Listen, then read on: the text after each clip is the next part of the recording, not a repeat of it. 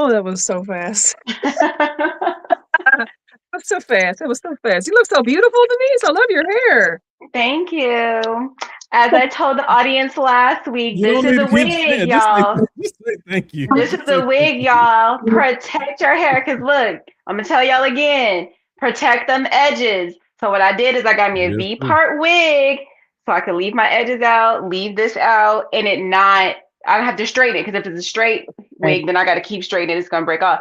So it's not just beauty. It's about health, hair health. That's it.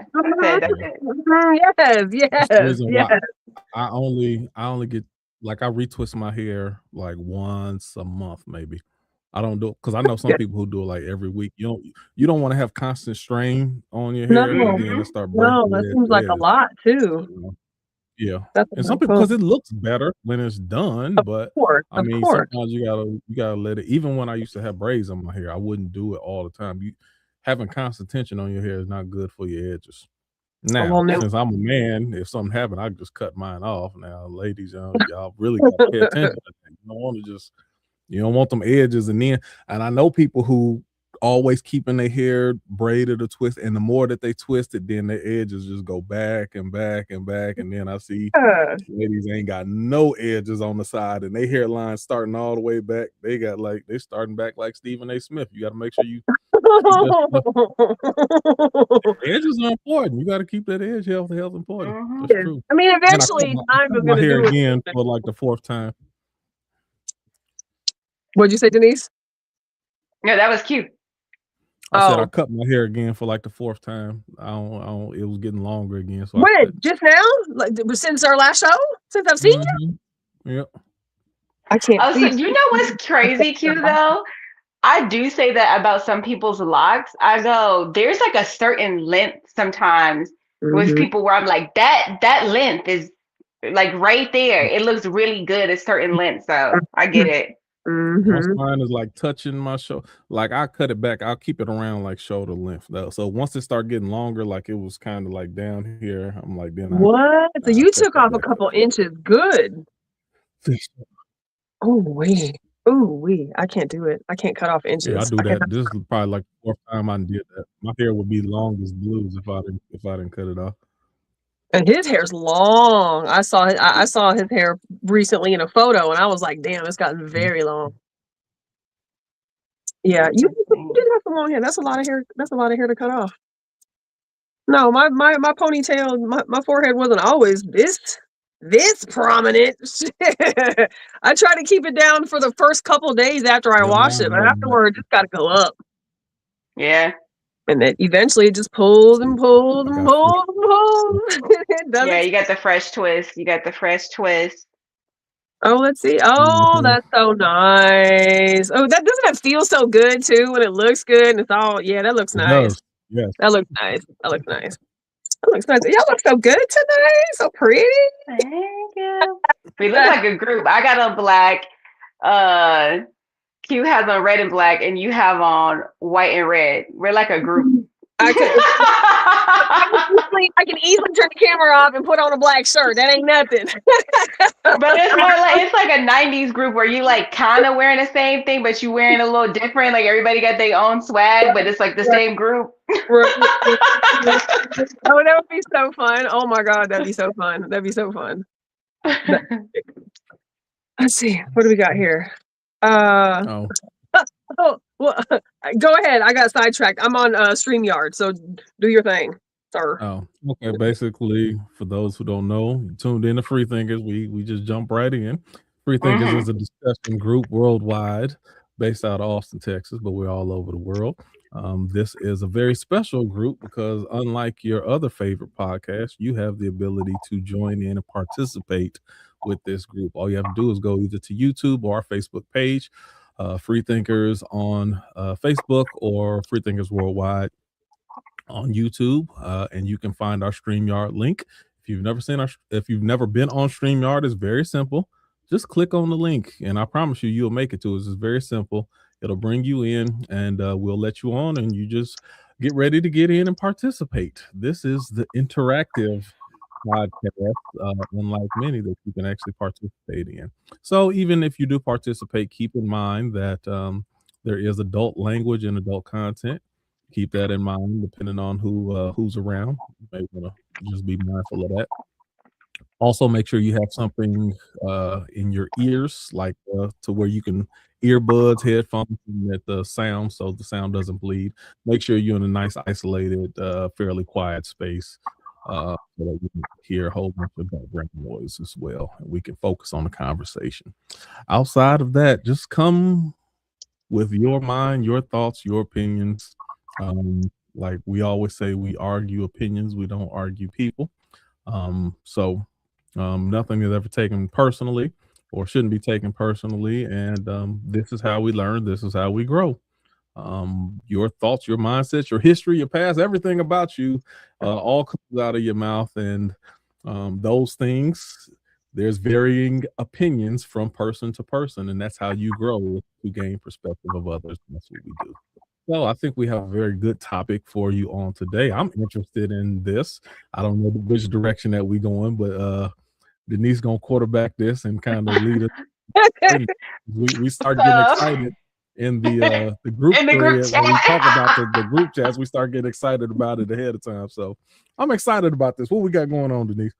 So I'm excited too. So y'all, for the people at home, we are getting into power dynamics today, which I'm actually very shocked that we never did this one.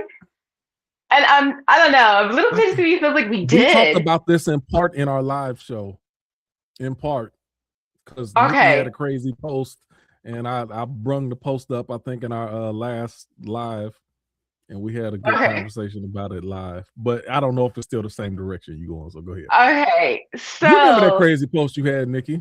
I was thinking about this all week. I was like, I never got to really address this either. We totally sidetracked. I didn't get to it, but it isn't even the same post, the one I'm talking about. So I know the one you had is a little different, but it was tell the audience about the post. Tell the audience about the original post that we're talking about. Okay. I'm sorry, you talking to me? What'd you say? Yeah, whoever.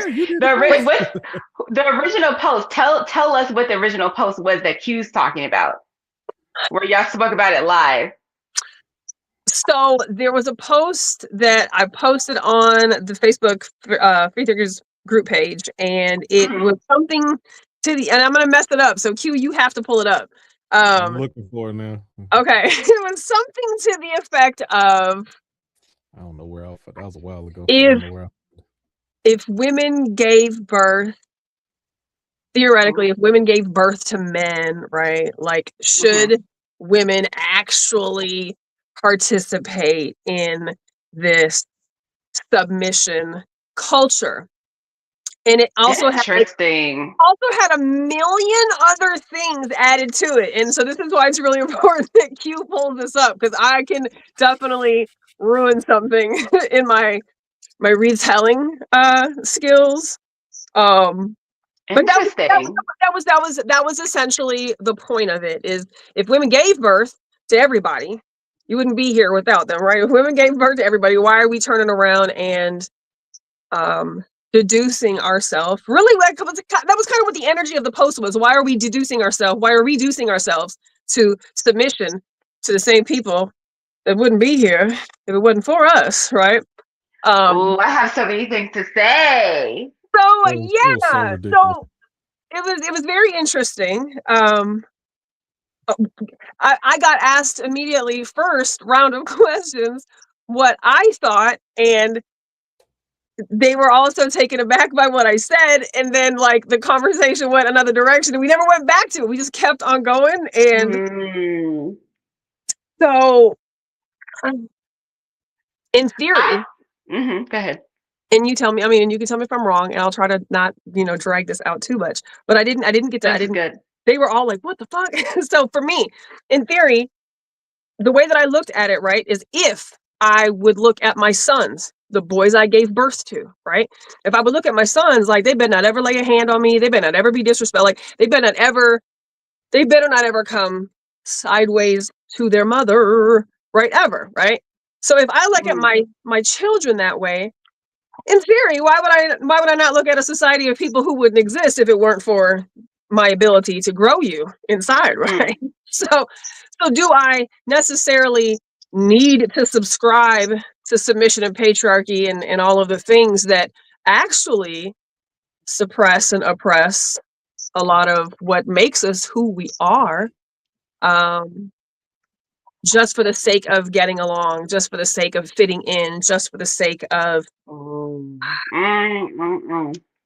I don't know, because in theory we should be able to cohabitate. In theory we should be able, if we believe in kings and queens and we believe in being opposites, right? Or opposites, not even so much opposites or being opposites attract, but are equal balance for one another, right? Then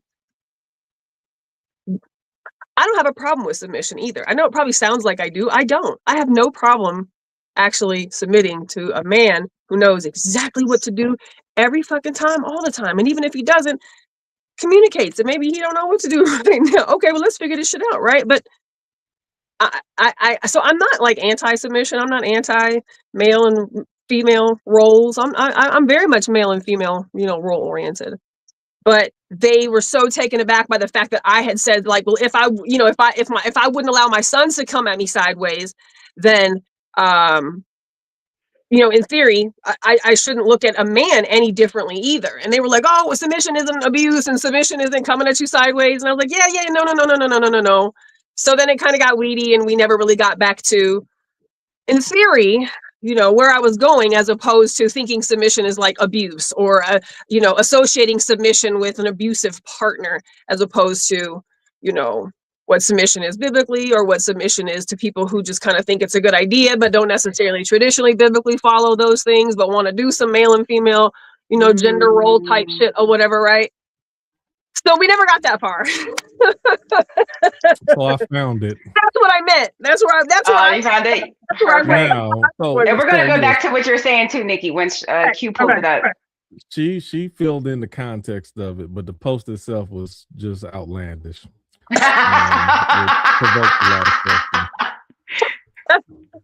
So it said, if where's women Demona? birth Demona was men, there last week. Hold on, where's she at? tell her, come on. Say if women birth men, then why in the F should a woman turn around and submit to a man? Submission was never natural. It was taught, enforced, wrapped in religion, culture, and fear. Women create life. We endure pain men will never touch. We carry, bleed, nurture, and rebuild. And somehow we were told to bow, to shrink, to obey to the very people who came through us. That is not divine order. That is control. Respect is mutual, or it is meaningless. Leadership without service is entitlement. Authority without accountability is oppression. A woman does not exist to submit. She exists to choose. Partnership is not hierarchy. Love is not ownership. Power does not come from gender. If a man needs your submission to feel whole, he was never strong to begin with. So I could. That's loaded. I think it went in two different directions. The first half of it was kind of off in one direction, and the second half of it, I kind of, in theory, I agree with more. Just given the basic standards of power dynamics of what we're talking about. So I can agree with that to some degree, but the first half of it was a lot of whatever. Okay, I got a few things I want to say. Sure. Do we think submission is a choice or not? I think It can be a choice, but it also becomes an expectation and a lifestyle, right? And so if you create a river to flow a certain way, it's going to flow that way because that's what water does, right? It's going to mold to what it's formed to. I kind of agree with that. So Really? I think on one aspect, so I'll say like this. No, go ahead, Nikki. I'm sorry. No, go ahead. It's a conditioning. Go ahead for me. I was just gonna say this. Submission is a choice. However, choice is often an illusion. Oh, I gotta write this down. I'm taking notes. I know that was looking down. That was deep, because we go unpack some of this stuff. Okay, so so at the base, we think that submission is a choice, without going too deep into it. Do we think submission is natural? Do we think submission is natural? Because she said it's not natural. Do we think submission is natural? Yes. Explain. It has to be, otherwise you wouldn't be able to get 90% of all humans to fall in line or be submissive to some degree.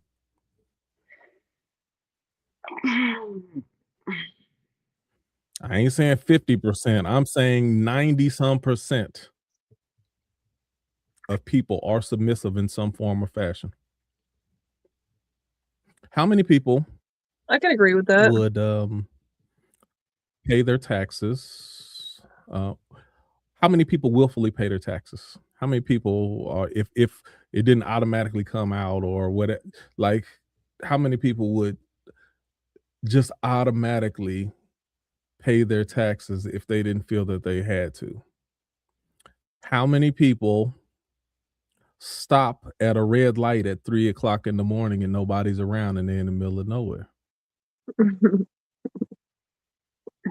I think that's very different. I think something that is a law that has consequence is very different from someone submitting.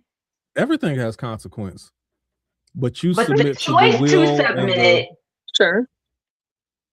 The choice to submit versus be like, well, there's this consequence, so I'm choosing not to have this consequence is very different from I'm choosing to submit. Now, I mean, if we're talking about submission in a relationship versus submission in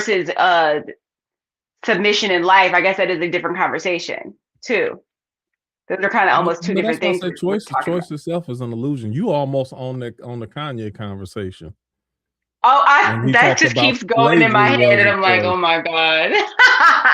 So in theory, what he was saying, slavery is a choice. Is slavery actually a choice? So is submission? You can argue that slavery was a choice, but when you looked at the consequences of not complying, then was it really a choice? So in one light you could say yes, and the other light you can say, not really. So then is submission not really a choice? And then if it's not a choice, then are we enslaved? Yes, we're enslaved. 100%. That's not a question. You know why you are enslaved? It's very simple. If the laws that govern us right now did not exist, 99% of us would not operate the same way that we currently do. That's simple. Oh, I didn't know we were going this way, but this is good. Nikki, any thoughts? I mean, you can stop paying your taxes if you want to. You do have that option, and a lot of people have not exercised that. So whereas a lot of people have because they always thought that they were just supposed to, or that's what you're supposed to do, or you'll get penalized if you don't, and you will be penalized. It makes things very challenging if you choose to opt out of that system, but you can. So, when you use it as an example, yes, most people generally are going to comply because that is certainly how this fucking system is set up, is for you to be compliant, for you to submit to. I'm taking your money from your fucking check.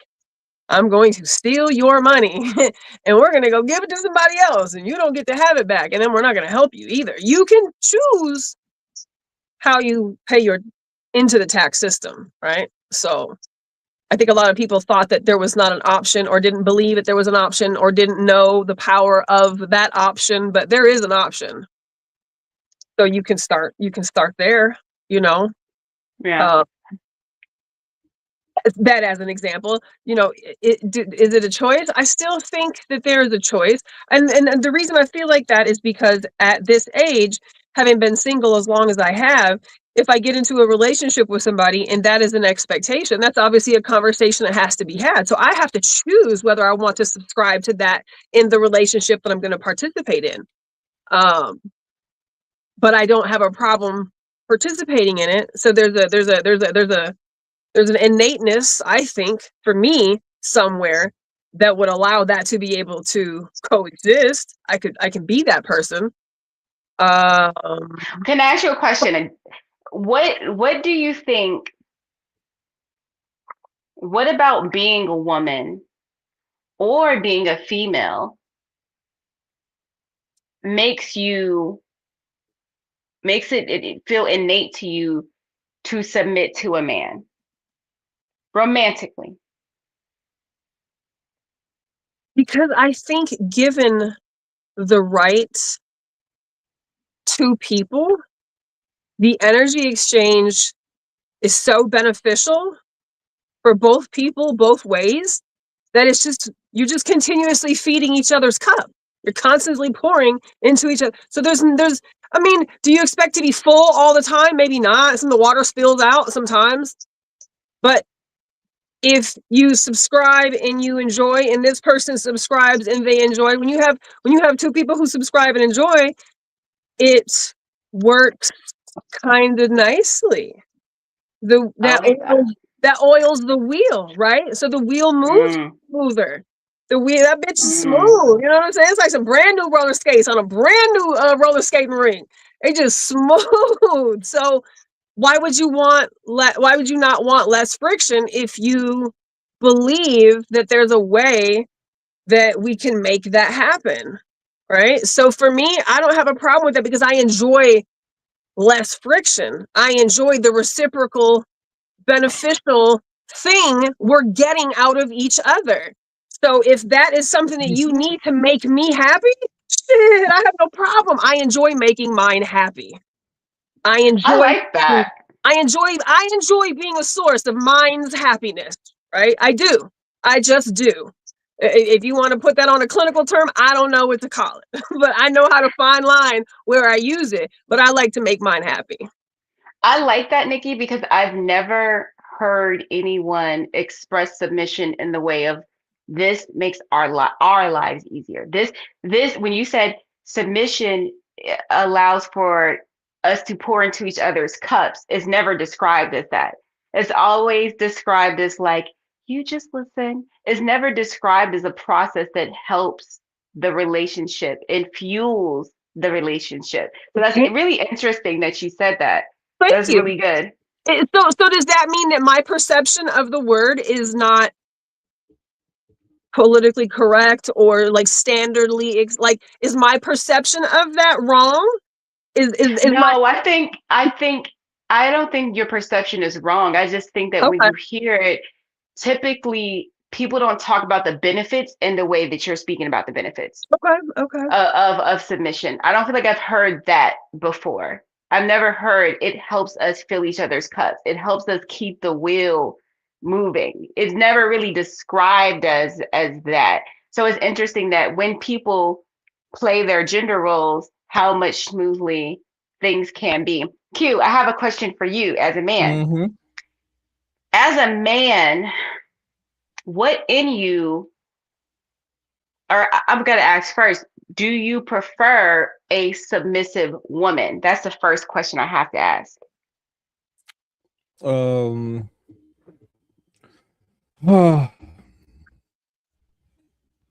Definitions of submission are different. I think we've discussed this before. My definition of submission may not be the same as the next, but right. it's weird for me. I guess the easiest way I can say it, at the end of the day, I have to have the final say so, or I have to make the final okay. Got it. Because I am responsible for the well-being and protection of the family and the household. Now, with that being said, the reason that's probably my biggest issue as well, because it's not in. When I look at submission, then submission is also a two-way street as well. It's not just someone being submissive to me, but I'm also submissive to them as well. So yeah, I do have times where I'm like, all right, time to get home. Or if my wife say, no, I don't want you to go here, then I'm like, okay. Or like even at a time like when y'all know I got back issues, it was a time when I messed when I first messed my back up really bad. You know, I mean real bad, and it took probably a couple months for me to even get back where I was functioning well. And I just started getting back to the place where I was feeling halfway decent. And I remember we was going somewhere and I was still playing on I had my basketball leagues, and I'm like, oh, it's the playoffs coming. She said, no, you're not playing. Like, you know, you're not playing. I can't play. No. And it was, you know, when you get to look like, no, I'm putting my foot down. I had to go, hey, I can't play. I can't do it. Because I can't go today. Yeah. That's good. And again, so but it's also the investment that gives a person permission to have that say so as well. See, when I couldn't do for myself, she was driving my kids to school and getting the groceries and doing all of the stuff where I was bedridden literally, and she was making my doctor's appointments and doing all of those things I couldn't do for myself. So when it came time for something that could potentially injure me again, she had a right to have a say so, and I had to be like, all right, well, I can't do it. I like that, because if we're bringing it back to like power dynamics, or would you say that was like an earned power, if you will? Yes, absolutely. And I wanted to, and you know, everything is, you know, the man in me gonna be like, it's gonna be all right. I ain't gonna do too much. I ain't gonna, you know, I try to figure. And she was like, no, you're not going. And I was like, okay, I'm not going. Had to drop my shoulders and walk in the corner like, I can't go. Interesting. Okay, this is good. Family power dynamics. As we get older and our roles, I talk about this all the time, starts to shift. Do you think, I'll just do two different scenarios. Do you think it's easier, Nikki, do you think it was easier to transition into being a mother, or easier for you to transition Kasha being an adult? If that makes sense what I'm saying. Was it easier for me to transition into being a mom, or transition into my child becoming an adult? Yeah. I don't even know how to answer that, because I didn't get to transition from anything. You know what I'm saying? I was 17 when I got pregnant. I was 18 when I had my first child. She's 29 now. So I never got to transition. Literally last night, somebody asked me, we were talking about just my kids and the age and like what my life looks like right now. And I was like, you know, my youngest graduates in 2 years. You know, he's in 10th grade. So after this grade, he graduates in 2 years. I was like, after that, I was like, I have no idea. He was like, what are you going to do? What are you planning on doing? And I said, I have no idea. No clue. I said, because I've never done anything else except be a fucking parent.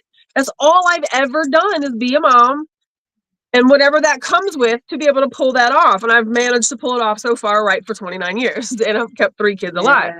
So I have no idea. I have no idea what I can't say transition into a mom, because it was like, oh, guess what? I didn't even get to I graduated high school pregnant. There was no what's next. There was no what's next. This is what's next. So then transitioning into an adult, I think for me, because it was like once you make it through graduation, it's like, oh my God. Oh my God. Yeah. Like everything after that is just like I'm here. Like we're witnessing another milestone. Like I'm able to be here for another milestone.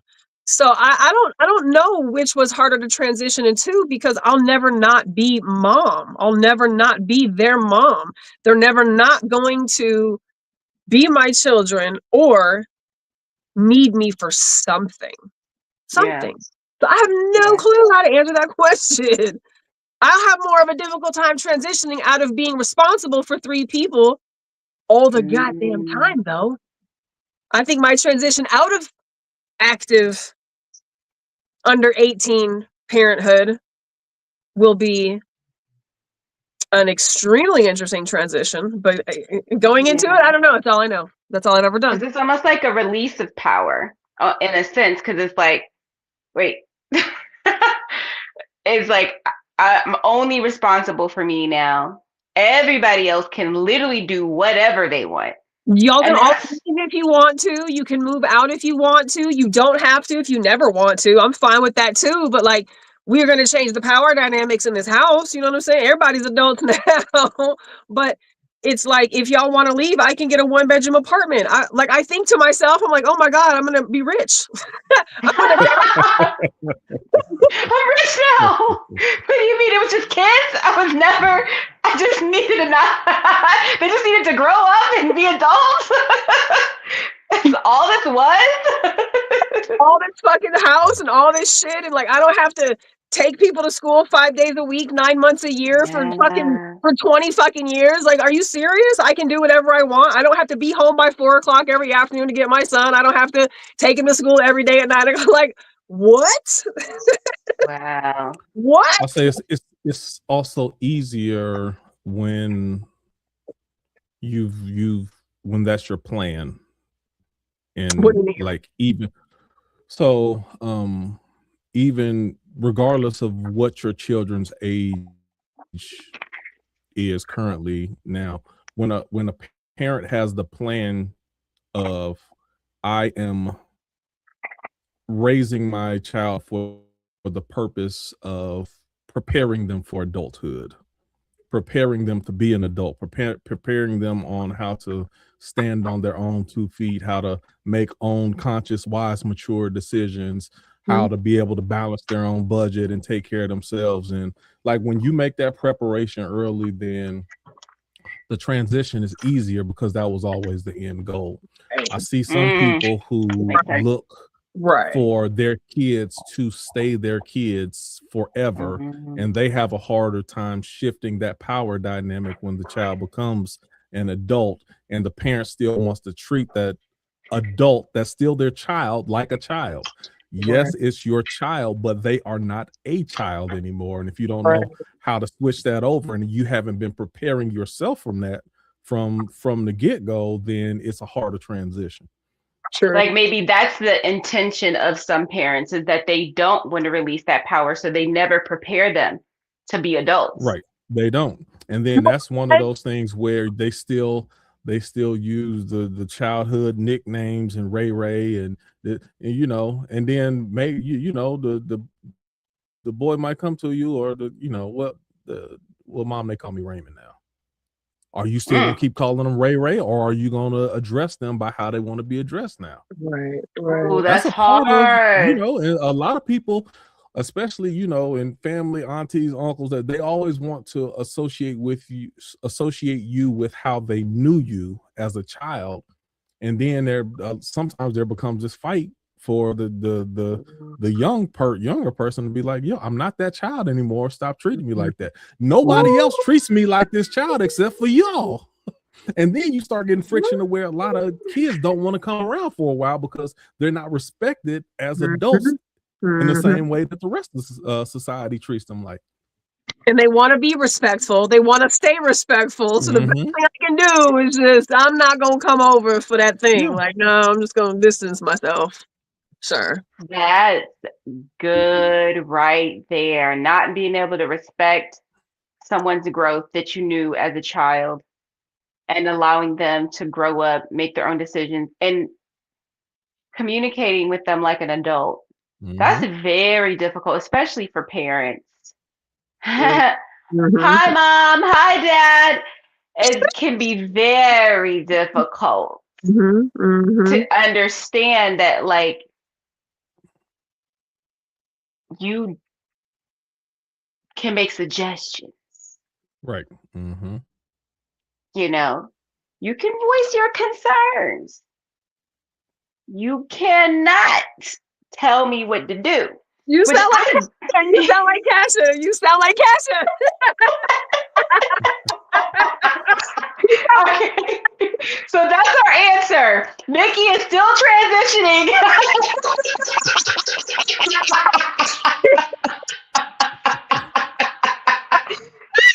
As you're saying it, I'm like, oh my God, I'm so going to clip this and send this to Kasha when I'm done. But as you're saying it, I'm thinking to myself, I can do that with Kasha, right? I make suggestions, and we have the relationship where she takes my suggestions very, very at heart, right? Like, she generally takes my suggestions, not critically, but if they are anything, that might be constructive, right? But generally, always, I'm her fucking Google, always have been. And it's so contradictory to how I was raised with my dad. But that's Kasha. Now, Kai, my 18-year-old, he'll be 19 in a couple weeks.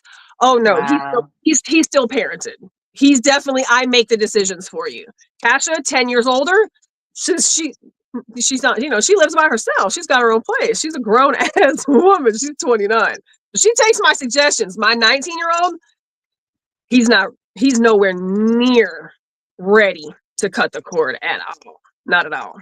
Oh, I got it. Okay, that brings me. When you still live with the parent, then you also have to expect to be parented like you've been parented for the last 18 years. I mean, that shouldn't. So but one of my benefits is you listening to every rule I put down. Like, you can voice your opinion now, because you don't have your own stuff yet. Differently.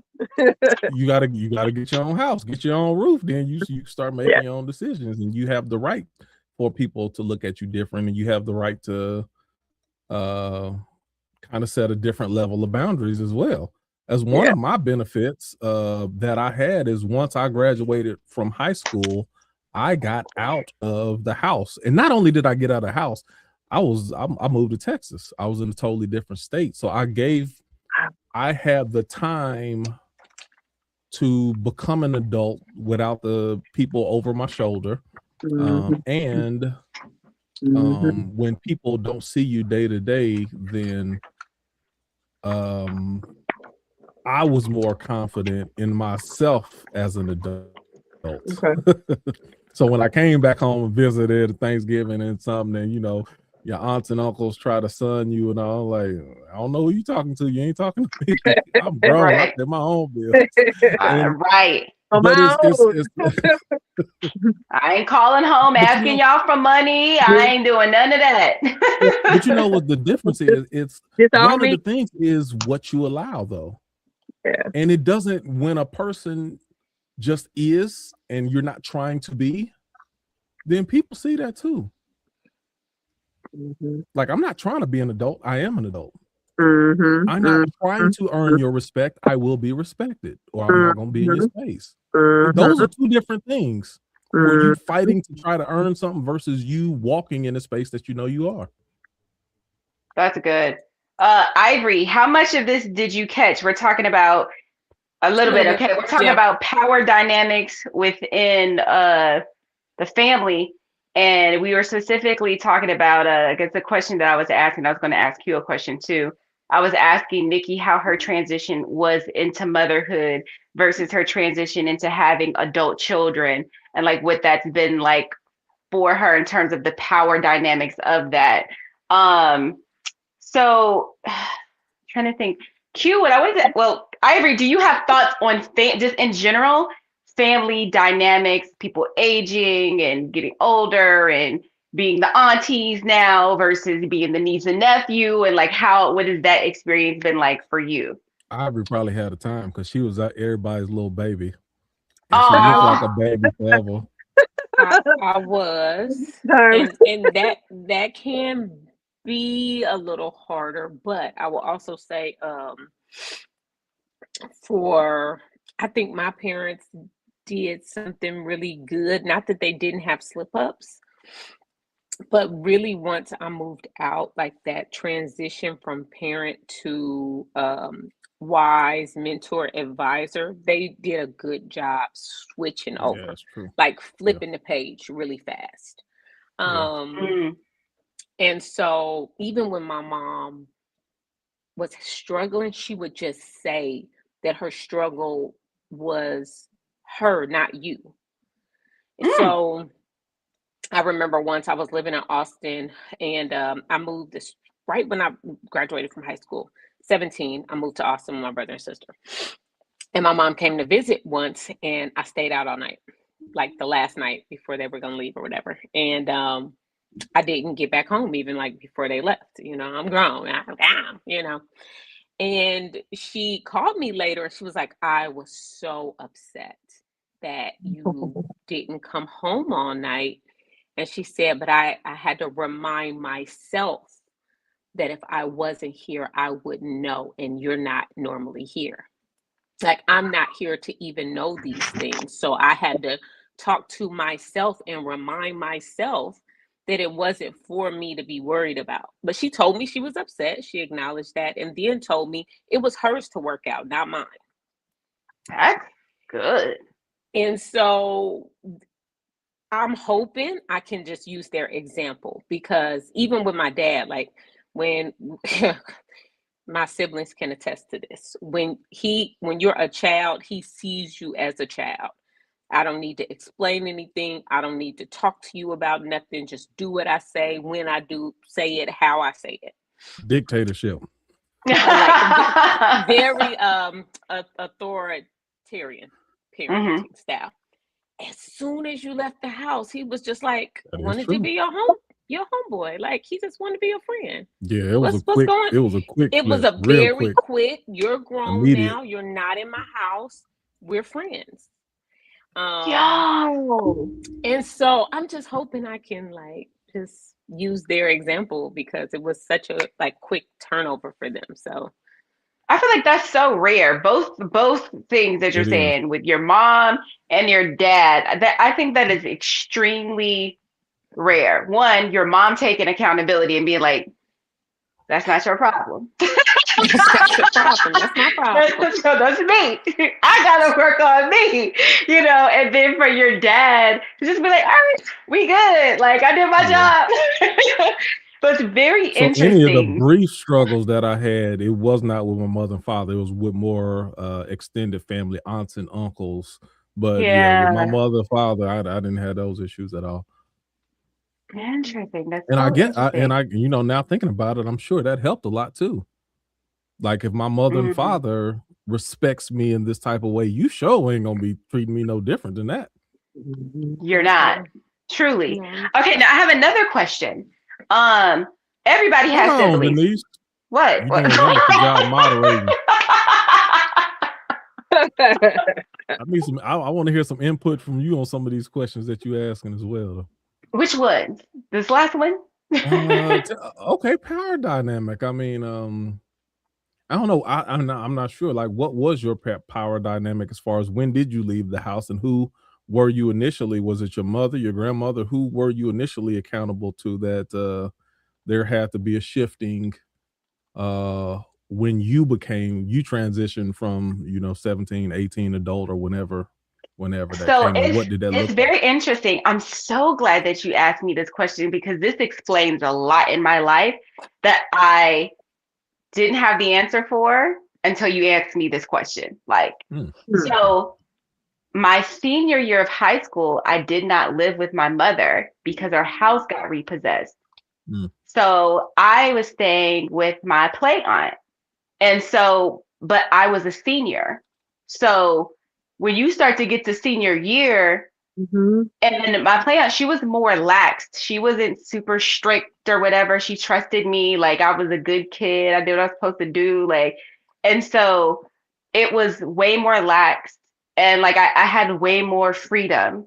So then I went from that to whenever I graduated, I moved in with my mom, who's way more strict, not as understanding, and I didn't immediately go to college. So I'm living up under her rules, but I think I'm grown and Mhm. I think I can do what I want because I'm grown, but I ain't pay nobody's bills except for my singular cell phone.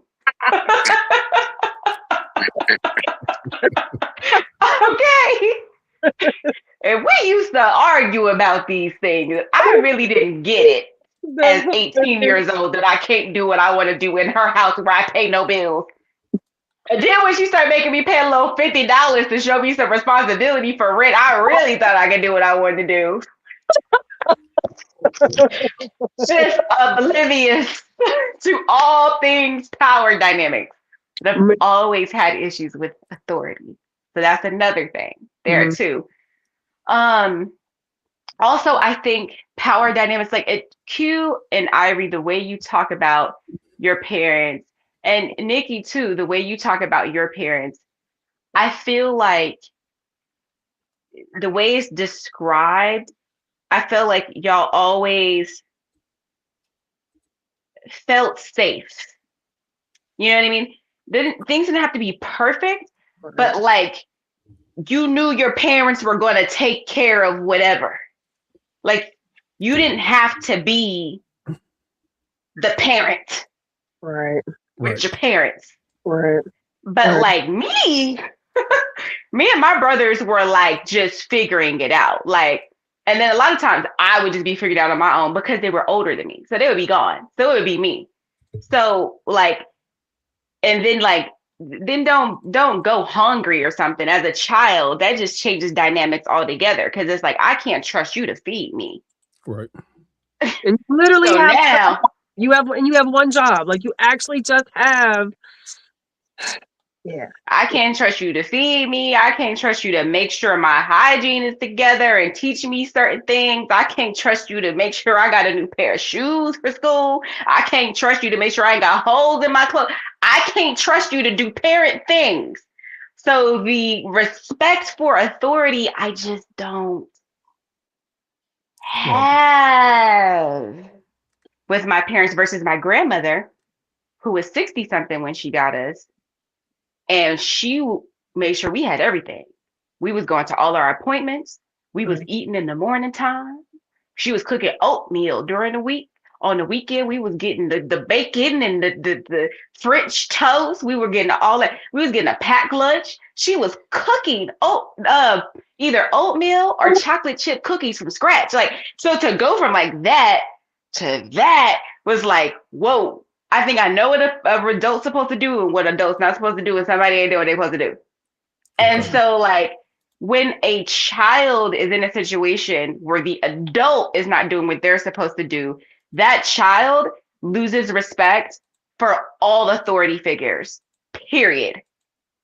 Yeah. And then they talk back. They're disrespectful. They ain't trying to hear nothing.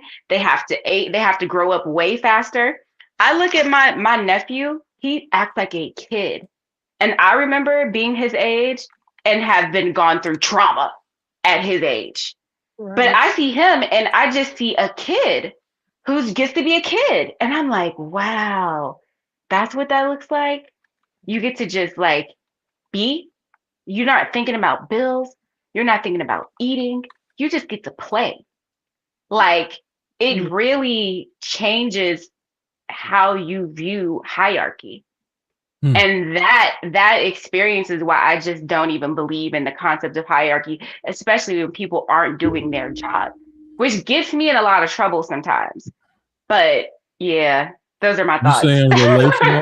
You saying relational hierarchy or family hierarchy? Typically hierarchy across the board. Your boss in is all at the aspects. job. Nobody. You ain't respect nobody. Oh, y'all heard me tell y'all the stories about how I get down at work. I'm trying to change. I try. I was talking to ChatGPT. I was like, how do I approach when somebody may be in a senior position and they not doing what they supposed to do, and I then have to come in and take control. Help me through this. But I know it's important. I do know it's important. So I try to stay in my lane. Right. I try to stay in my lane when I know it can be disruptive if I'm not. Ooh, so that's the key in most things you're talking about, whether it's your boss, whether a relationship, sometimes with family. When you say when I have to take control, the key question to that is, do you have to take control? There's certain times we feel like we need to take control of a situation and we don't. There's other times when we are required to take control of a situation, and then that does open up the door for you to question your boss when I had to step in for you and do some of the stuff that you were supposed to be doing for yourself. Now that's one of those things, but you always have to ask yourself, is this something that I literally have to do, or is it just something that I see that I feel like I have to do? Maybe you see it first and they may not see it for another 3 or 4 weeks. But there's a lot of times where I see stuff that management should be doing, and I'm like, okay. But I think this ask me kind of, about it. I might mention it or I might not. I think it goes back to Denise's original point about if you had a dynamic where your parents didn't do what they were supposed to do, Right. it completely changes your perception about the outcomes of people not doing what they're supposed to do.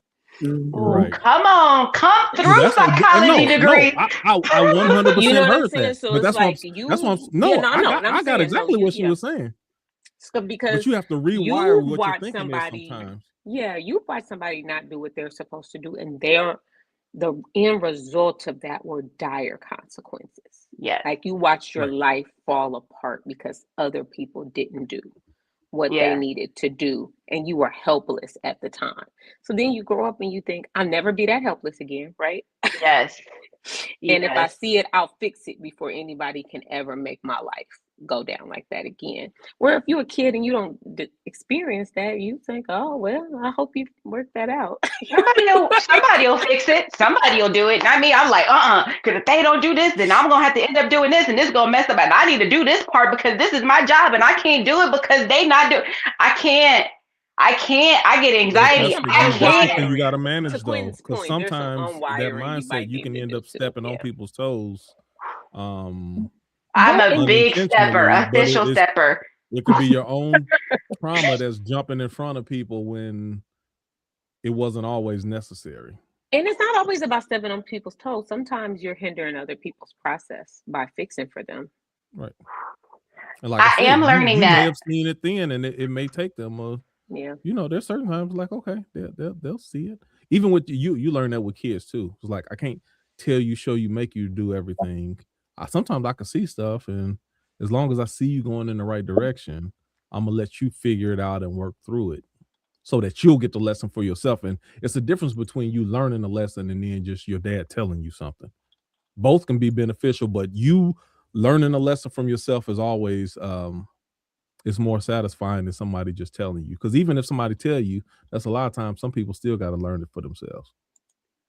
Oh, y'all, I'm learning. I will say this. I do have more awareness about this thing, and I am taking the steps to try to be better. It is hard, but I've done it in my family dynamics. I was like, ooh, this is getting out of hand. Maybe I should. I was like, hard stop. I'm like, absolutely not. I know how this works in family dynamics, and I'm the youngest. So I can't, it's like, no one's listening to me. No one's listening to me. Come on. Let's be real. No one's listening to me. I can have all the best ideas. It doesn't matter. No one's listening to me. So I was just like, you know what? Nope, I'm out of it. I'm not going to as much as I like love family and be when everybody be on one, out of it. Yeah. Will not intervene, will not step in, will not try to control anything. I will let the chips fall where they may. And it has been one of the most difficult things that I can tell you I've ever had to do. Q, what are you thinking? Because I know you got a million things you want to say right now. Yeah, no, it's one of those things. It can being younger is hard, but there's some things that can help you staying consistent. Being even keel with your emotions. Oof, See, learning and that some of the too. things, consistency, even keel with emotions, serenity and secureness in yourself. These are a lot of things that a lot of people don't possess. And Yeah. when someone sees you possess those things, it actually puts you in a position of authority. Not so much that you know Come on, Q. they will listen to everything that you say, because you ain't even got to. You be like, okay, you might suggest something, but whether they take it or not, then don't matter to me. You do what you want. So what happens is that level of security will cause people to start inquiring and question, like in trying to get wisdom from you when they see you got yourself together And you're and you are secure controlled within and yourself. Yeah. All of that centered stuff. And and then you'll get grounded. people actually come to you. Well, Denise, what you think we should do? You know, you relaxed in the middle of a storm. It's intriguing. These are attributes that a lot of people want to have, but they seek whenever there is storm. People want calm, or they want to find someone who can make them feel calm. That's why a lot of people come to me. I don't get emotional with my friends whenever they're going through stuff. I empathize with them. I understand where they're coming from, but I can help provide a level of calmness to them, which is what they really want. They don't need somebody. Well, what? This guy, we can go to their house right now. No, they don't. You don't really need a Right. They don't need nobody to run down on them. And sometimes people want that, but when they're feeling that and they want that, they don't come to me though. Right, because they know they're not going to get that from you. Depending on what it is, though. There are certain times I'll be like, all right, let's roll with what you want to do. We can roll over there. But it's still even then it's still calming. Even when I got to deal with somebody a certain type of way, I'm still calm all the way up until the point where I'm not anymore. They leave you no choice. Okay, y'all, I got a question. Why are you looking like that, Ivory? Huh? What? I nothing. I would not call Quentin if somebody really was messing with me, but I'm sure his friends could. You couldn't what? Oh yeah, because he's not gonna have that calm stuff. Somebody messing with his sister, that's it. I don't know if I would call you somebody was really messing with me, not just like a little curve fuffle. I'm like somebody was really. You know, Ivory, at this stage, I would probably still be calm. Even if I'm about to fight you, I'm gonna still be calm. See, that's the point. That's what I was trying to say, Denise. Right there. No, he would like, calmly tell me, "Oh, don't worry, I'm gonna call them and calmly cuss them out." That's probably what I would still get. So I'm like, I don't know. He wouldn't be hype about it, but there would be no way. I don't know if you could take no action. Situation to situation, it do depend. Okay. Because when that dude start talking crazy to Nikki, I went from 0 to 100. I know. Real quick, I'm saying, but that's his. I was like, dang, that ain't happened in a long time. Protection, brotherly thing. I'm like, dang, where'd that come from? Cassia goes, I like Q. She goes, we can keep Q. Q's a keeper. I said, Q's always a keeper, always forever. Nikki, that's been my whole life though. But as to be expected. Which is great. As to be expected, absolutely. Which is great. But you know, sometimes you think, maybe I don't want a lot of issue.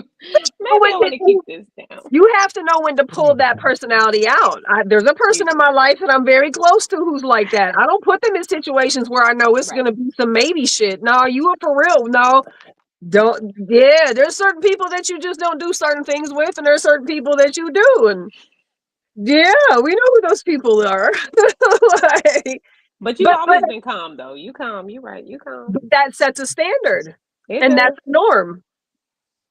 That's No, a quickly, good. somebody. But this is the crazy part of me because I No, think stuff Quentin, through. wait. Let me say this. I think my first day in high school. I was a freshman. Quentin was a senior. It's like my first or second day in high school. I made a mistake and tripped on a girl's foot on the city bus heading home, and she started like trying to tell me off. And I think Quentin cussed her out half of the way back to the house, like at least for a good. Oh, girl, got it all. I was like, all the don't way even remember home. girl. She didn't even, because we weren't sitting together. He's a senior, I'm a freshman. Nobody even knew. Like, I I felt don't bad for remember her that. because I was like, I know you seen this little 4'10" girl. You thought you could show out with her to like get your points up, and you end up being embarrassed all the way home. But nobody messed with me again at school. But I'm saying, but it'd be stuff like that. Yeah, that's when I learned that my brother. Okay, I got a what's crazy question, with y'all. me, Oh, go ahead, you. I was say I be thinking. I still think things through, and this be the crazy part. Yep. Before I do anything, because I'm a chess player. I always think, and I'll be like, Mm-hmm. all right, before you go over here, you know you might die, right? And I'll be like, okay, all right, let's go. And like I settle that in my mind first before I even go. So I'm like, all right, I'm ready for all outcomes that happen Possibilities. once that happens. I'm like, eh. And sometimes if it's just something that has something to do with me or my ego, I'll be like, no, I ain't going over there. But if it's Yeah, somewhere it's like, okay, well, all right, this might be all right, let's go. And I'll talk to myself for half a second, be like, yeah, okay, this worth it, let's go. We doing this. This is what we're doing. yeah, Anyway, go ahead. yeah. That's the thing about having brothers. You do have to go. He might take this too far. Is it worth that? You have to like negotiate that with yourself first, and then you're like, not telling him. I'm sure there's so many things Ivory did not tell you for everybody's sake. Okay, so here's a question: what's more power, your network or your knowledge? Your knowledge. Elaborate. You gotta elaborate. I'm gonna say knowledge too.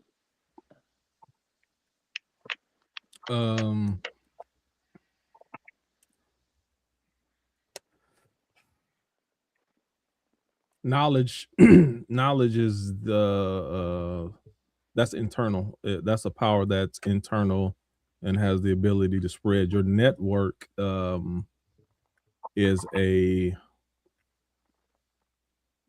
it's a power that is it's not internal, like it's bestowed. It's something that if you lost it, then you may not be able to regain it. With knowledge, is one of those. It's like the simplest thing that people would say is you take a broke person and give them $1 million, then they'll be broke again. Mm-hmm. You take a millionaire and they lose everything, then they'll get it back. It all starts with the knowledge and the mindset. That's good. I like that. Anybody else? What's more power, network or knowledge? I was gonna say, and it's really just piggybacking off of what Quentin said, but something I always remind myself, especially when things in my network is challenging my mental health. Yeah. Is that at this point in my life, everything I have is what my mind, my heart and mind has created. That's good. And my heart and mind can recreate it, even if I lose it. But if I lose this heart and this mind, nothing can be recreated. And so, yeah, a network can leave, and the same heart and mind that got that network can get another one. The same heart and mind that got that relationship can get another one. Like this is the mind and heart that was the creator of this life, not the external things you see around the life that this created. So, That's good. Nikki? Ivory took it, man. She took it at the end. She was almost took it. I mean, all I kept thinking was, you don't get your network without that knowledge. Your knowledge is what grows your network, period. Because the more you grow your knowledge, the more different spaces you're going to be in to where you grow your network and your net Well, worth. some people are given a network, though. Huh? Some people are given a network.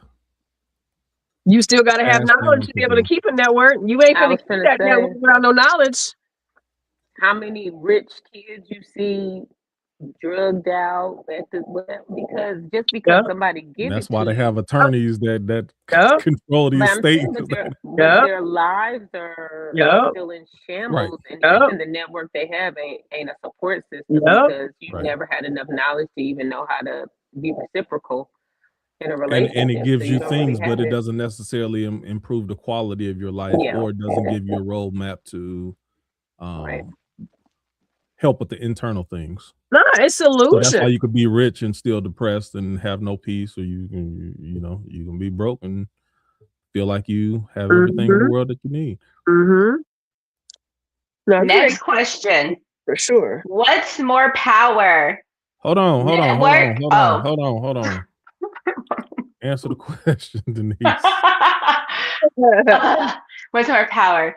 Knowledge or network? I'm gonna say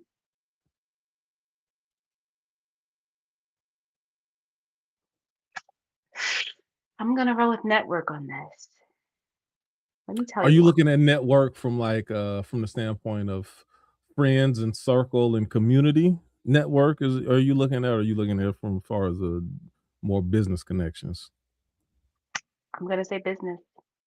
I'm looking at it for Okay. Yeah, business. no, I wouldn't go there from that. But Okay. You want to elaborate, or you just because you can know a lot. That is true. You can know a lot. Mm-hmm. You can know more than most. You can know more than those that you're trying to be in the position of that have. Mm-hmm.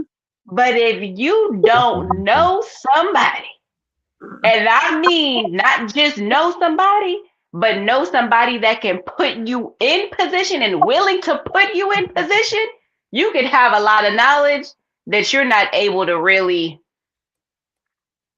take it fully advantage of because you don't have the network. I think Denise, it if you're is, talking and the purely person with business, the network, guess what? If you don't know something, they could tell you. The person in the network can tell you how it's done. if you're talking purely business, Denise, then I am with you on that one. I am with you. It's better to know somebody than to know a whole bunch of stuff, because I know a whole lot. And if I just knew the right people, then that'll solve a whole lot more than me. I wouldn't need to know everything if I just knew the right people. We talking straight business, I do agree with you on that, Denise. What are you saying, Nikki? What are you about to say? You still have to have the knowledge. The first part of knowledge is know. What you know, who you know, how you know it, the room in which you know it in, the space from which you know it in. That goes back. There has to be roots. But the first, network right? is the who, though. Who do you know? Network. Oh, I got a good question for this, Nikki. Part of knowing is the first part of knowledge is knowing. You not finna know them people if you don't have the knowledge to be in the space in which you need to be in. Though, if you got the network. So that's what I tell people. I guess it's chicken or egg, but I definitely think it's to go on tour. First. I don't know, Ivory. You know who Lecrae is? The singer? The rapper. Oh, mm-hmm. We used to tour a lot of different places and spaces with Lecrae. When I tell you, I know this for a fact. Blue is every bit as talented, if not more, than him and everybody that he rode with. Blue, he's the most talented person I've probably ever met.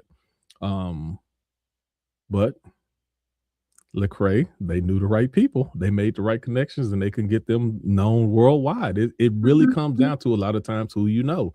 And everybody knows singers or artists or people who are not as nationally known who are actually more talented. but somebody knew somebody had a different set of connections, which is why their reach stretched wider. I think I'm kind of with Nikki about this. It's kind of like a chicken egg situation, right? Because even when I'm thinking about knowledge, Ain't no chicken. The chicken came first. Go I know, ahead, though. but I'm thinking of when I'm thinking about knowledge, It's one of them I'm is right.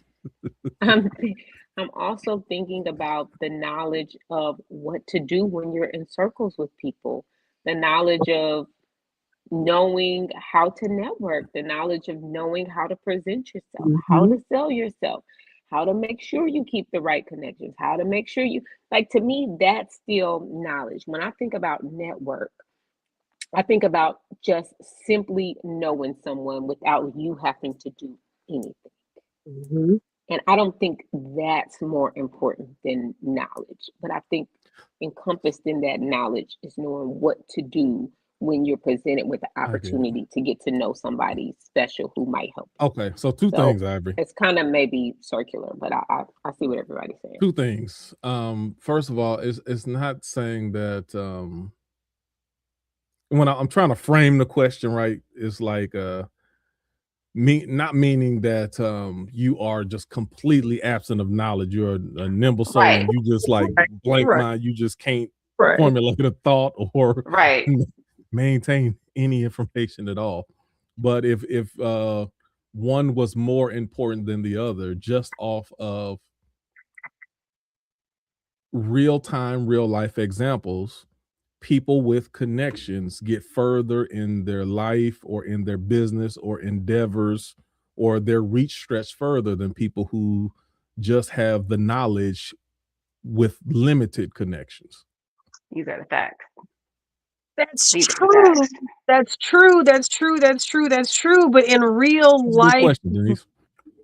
In real, we talking about power dynamics, though. It's true, but it's true. But in a real life situation, I think of all of the network opportunities that I have been involved in professionally for years, the things I have created for networking and networking.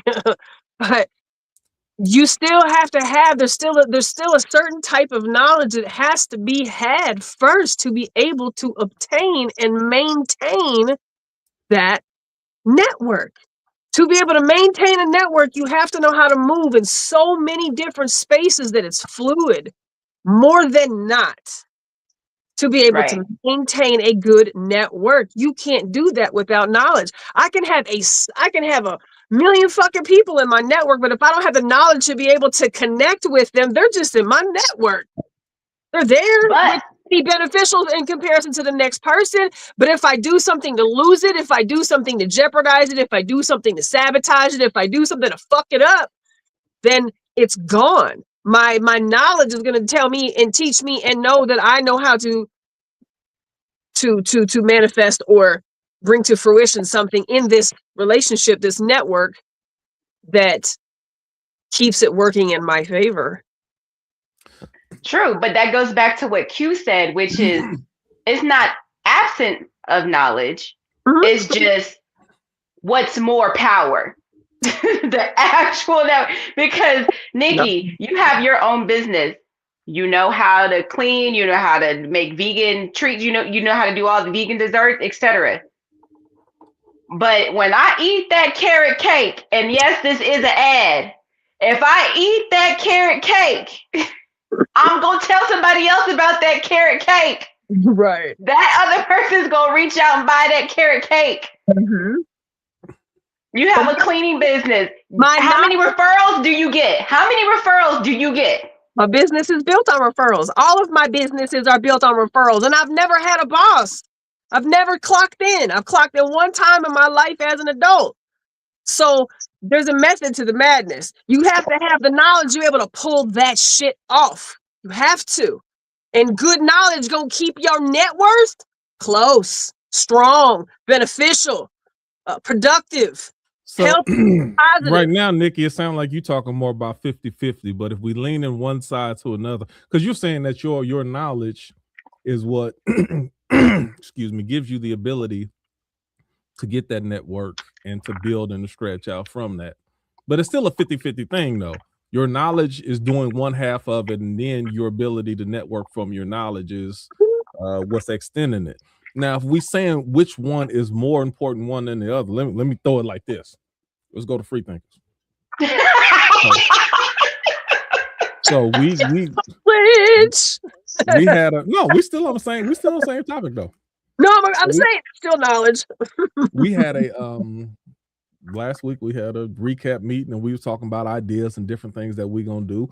All of us trying to get the knowledge to figure this stuff out. As far as what we got to do to trick the algorithms and how we got to get our reels up and how we got to get this and how we got to get the YouTube presence. And we're trying to gain more knowledge on how to expand our base to eventually get to a space to where we're reaching more people.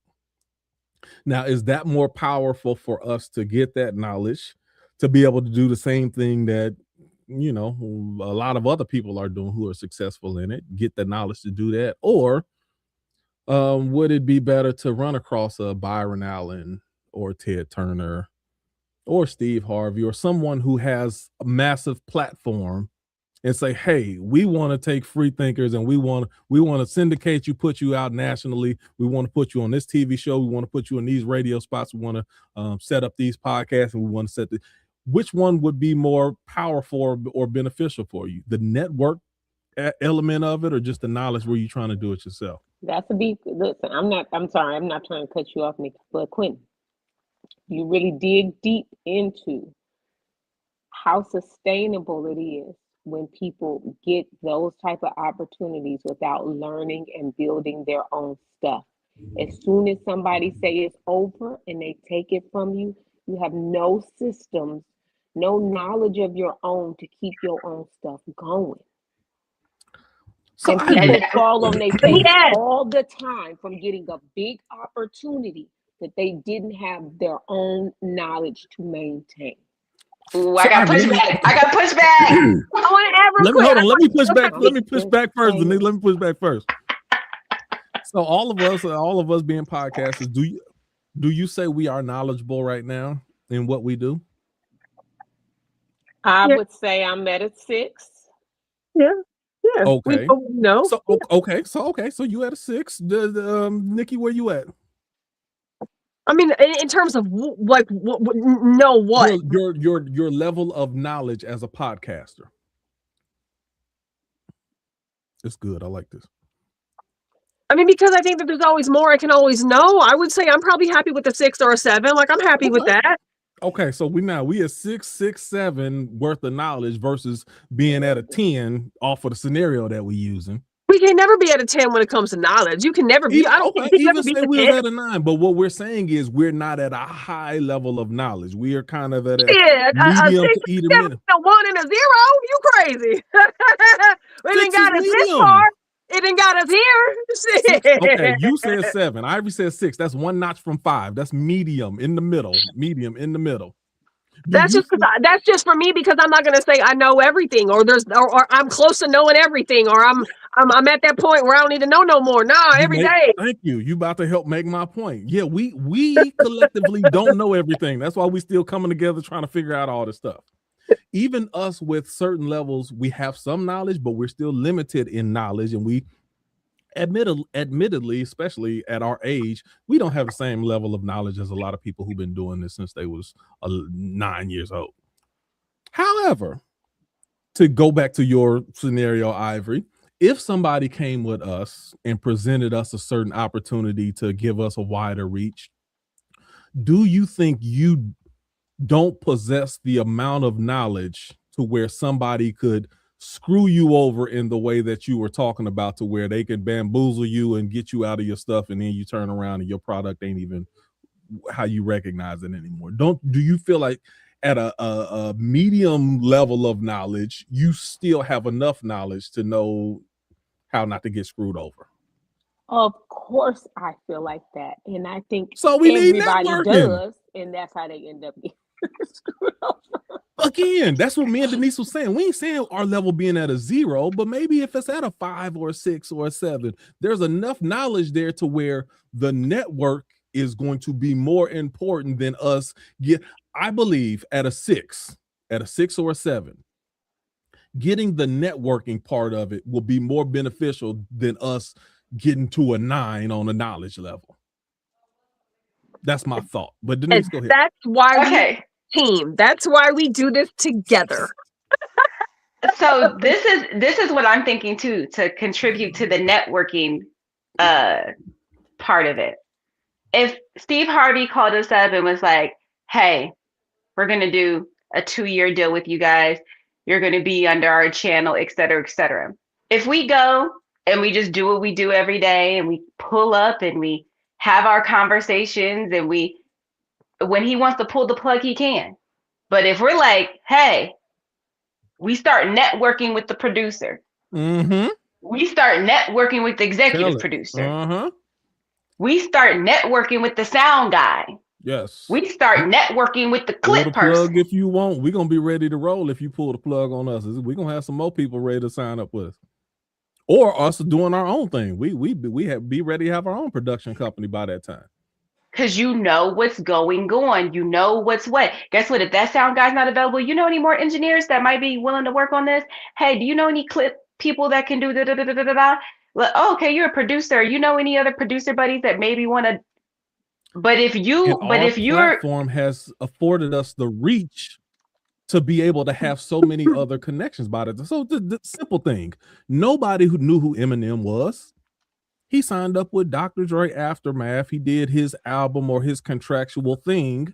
And by the time now, when the whole world know me, I can start my own record label and do my own. I could do the exact same thing Dr. Dre was doing. Now I got my own label because the network for me is so much larger now because my name got out there. I don't need everything else now. The network does a big part of it. Facts.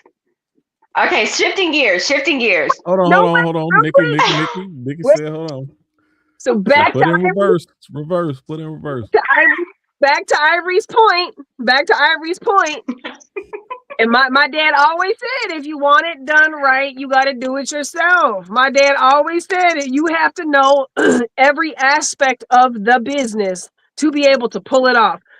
So when and or if anybody leaves, you can still keep this boat afloat.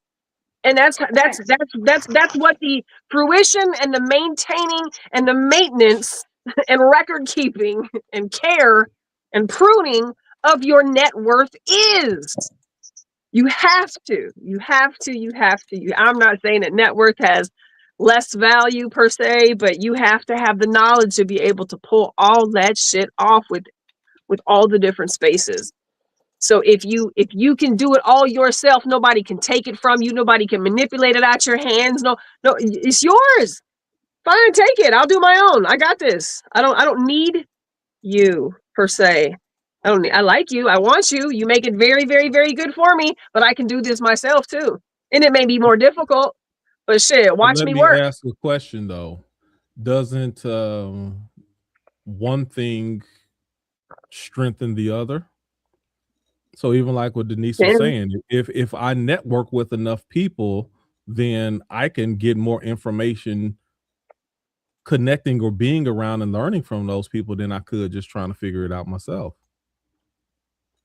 Yeah, but shoot. Okay, this is the drop the mic right here. Free thinkers in itself. We are, for the last, I don't know how many years, we've been networking ideas and information. I don't know what women think. I don't know what a white woman, a young woman, a short woman, or whatever. They're all the people that I know, I'm able to network your ideas, which in turn helps me learn more things that I never would be able to figure out solely on my own.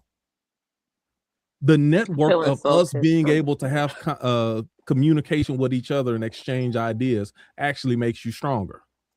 And gives you knowledge. And all of the, hold on, let me go a little step back farther. All of the Wikipedia and documentaries that if you did that all by yourself still could not compare to what you learn with the type of interaction that you get from doing something like Free Thinkers. I think it's the truth in all of it. Okay, let's pivot. I got another good one. Okay. What's more power? Network or money? Mm, I think it depends on what you value. yeah. Mm, Okay, so I would say power would be network. If you value freedom, I would say money. But if we're just talking about you want power, then I Mm-hmm. would say I agree. network. But if you value freedom, then money. That's good. Yeah, I kind of agree with that. Because there's all Well, kind of people because who don't yeah, really got no money. They have the illusion of money because of their network and they're powerful. Mm-hmm. and the network gives you influence, and Um, money, though money can give you influence, it doesn't always give you influence. no, Like, but it so always for gives you instance, freedom. exactly, but yeah, exactly, it will give you personal freedom. Yeah, it But gives you me personal freedom. throwing a bunch of money at somebody who got money, it's like, Yeah, I don't don't give mean you power. anything. Okay, I got money too. right. You can't, your money is not going to sway me. Mm-hmm. Versus if someone has networked and has influence, then this person here co-signing for you will give more influence than you trying to throw money at another person from a power standpoint. Mm-hmm. Mm-hmm. Yeah. And we see that in elections. You see where people get backed, but it's just the influence isn't there. The Mm-hmm. network isn't there that can, create the influence. You can run ads till you blue in the face. Mm-hmm. And I give you a quick hood example. People talk about Jay Prince. Jay Prince get whatever he wants. He ain't the richest man in the world, but he got influence. People know him everywhere. He could say something, he can make a call, he can make stuff happen. I ain't saying on no gangster type stuff necessarily, but that's he has a different level of influence that even goes further than what his money goes. Mm-hmm. That's true. Nikki, what you thinking? What's more power, network or money? I don't know. I really am struggling with that one because they're both very powerful. You need both of them to be able to obtain both of them, obtain and maintain. But also, lack of money doesn't guarantee anything. I don't know. I don't know. Which one is more powerful? Which one? I mean, money, unfortunately, is the deciding factor in a lot of things, right? So we make decisions of all of our life decisions based on how much money we do or we don't have, where we live, how we raise our children, what kind of car we have. Is it big enough for all of our children? Do all of our kids get to have their own bedroom, or do we have to share bedrooms, right? Like, so it's like all of our decisions are made on the amount of money we have. So, okay. So now this would make me think about something because both terms are not really telling the whole story. So it's like how much money and how much Right. network do you got that is Like explaining. if you had that. So hold on. Let me. I Money, got one. yeah, I got okay. one. Let me say it like this. Um.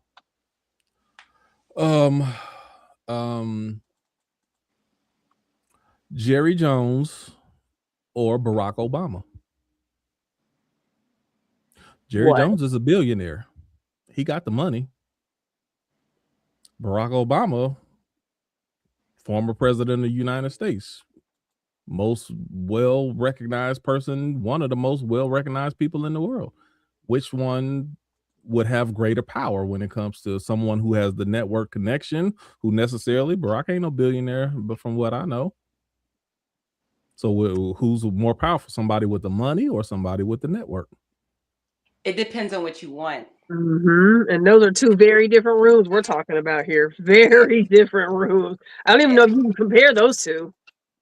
What do you want? And think It's that the there's question. any resemblance of Well, even I'm just saying, you have somebody who's a billionaire, they have the money, or you know what, Jerry Jones is not even good because enough people know him. I would say somebody like what's the black guy's name? Because not a lot of people know him, but he got the money. Robert Smith. Robert Smith, thank you. Oh, yeah. Robert Smith or Barack Obama? Because Robert Smith, if you walk past him, you might not even recognize him. He got money. He a billionaire though. Or I you was got Barack Obama, and you know he don't got Robert Smith money, but he got the influence. This is very philosophical. I know. I was thinking it's almost like power is something that can be leveraged, Mm-hmm. and to me, money. I'm back to freedom, but it's more than freedom, though, because like we're saying, money is a little deeper than just freedom. But I feel like people who have money have choices. Yeah. Facts. About what they themselves will personally do or not do. So to Nikki's point, I'm going to live in this type of house. My kids are going to go to this type of school, whatever. And so I'm thinking about myself. A lot of my desire to gain more has been to gain more choices. Freedom. Yes. Choices, not just freedom, because the money I've been able to acquire has not given me freedom, right? That's a different level of money. Right. Right. Money I've acquired has taken freedom. That's kind of money I'm talking about. The one that give you that freedom. Right. So my money hasn't given me freedom, but my money's given me choices. Right. But I haven't done anything to leverage whatever position. Like, I think you can get the money, but until you leverage whatever power could come from the money, then you're not. Then that's about a network. So let me give an example. So I can move to a neighborhood, move to a big house, be able to send my kids to a better school. But until I join the go to the school board meeting, join the PTA, and those are power leverage moves. That's about a network. That's about power. So yeah, the money got me in a position to have better choices for me and my family, but I haven't leveraged anything that it brings. Yeah. So I think some people get money and they want power, so they leverage the choices that their money gave them for power, and other people don't. Thank you for not answering the question in the either or scenario, Ivory. But it was a good. You did say some good stuff. I'm trying to play by the rules, and you over here trying to. You just weaving in between the lines, weaving between the fence. You like the little weaves that grow on the side of the, just weaving in between everything. But it was good though. I agree with you, even though you ain't answered the question. I can't answer it without a scenario. I just really feel like it goes back to, what do I want? What do I want? Money. Give me money. At the end of the day, give me the money. Yeah. At the end of the day, give me the money. Yep. At the end of the day, yeah, at the end of the day, give me the money. Because I only want the network so I can get the money. Let's be real. That's not. Ooh, I don't feel like that. Network. I do. I enjoy my net worth. I love my network is part of something that is very, valuable to me. But the money changes your fucking life. The money changes your quality of life. And I'm not going to sit up here and act like it doesn't, because it does. People ask me all the time, what would change your life? Money would fix your problems? Yes, they would. All of my problems would literally be fixed if I had fucking money. I don't have any other problems that are not related to the fact that I don't have enough money to do some of the shit I need to do. Everything else is all right. I'm good. I'm straight. I'm cool. Money. Give me money. Got a great net worth. Phenomenal. My net worth is why I'm able to stay afloat. My net worth is why I'm okay. My net worth keeps me in a space where I can obtain more knowledge. But I definitely need some more fucking money. That would make a difference. I think when your network is also your community, which is that's a different.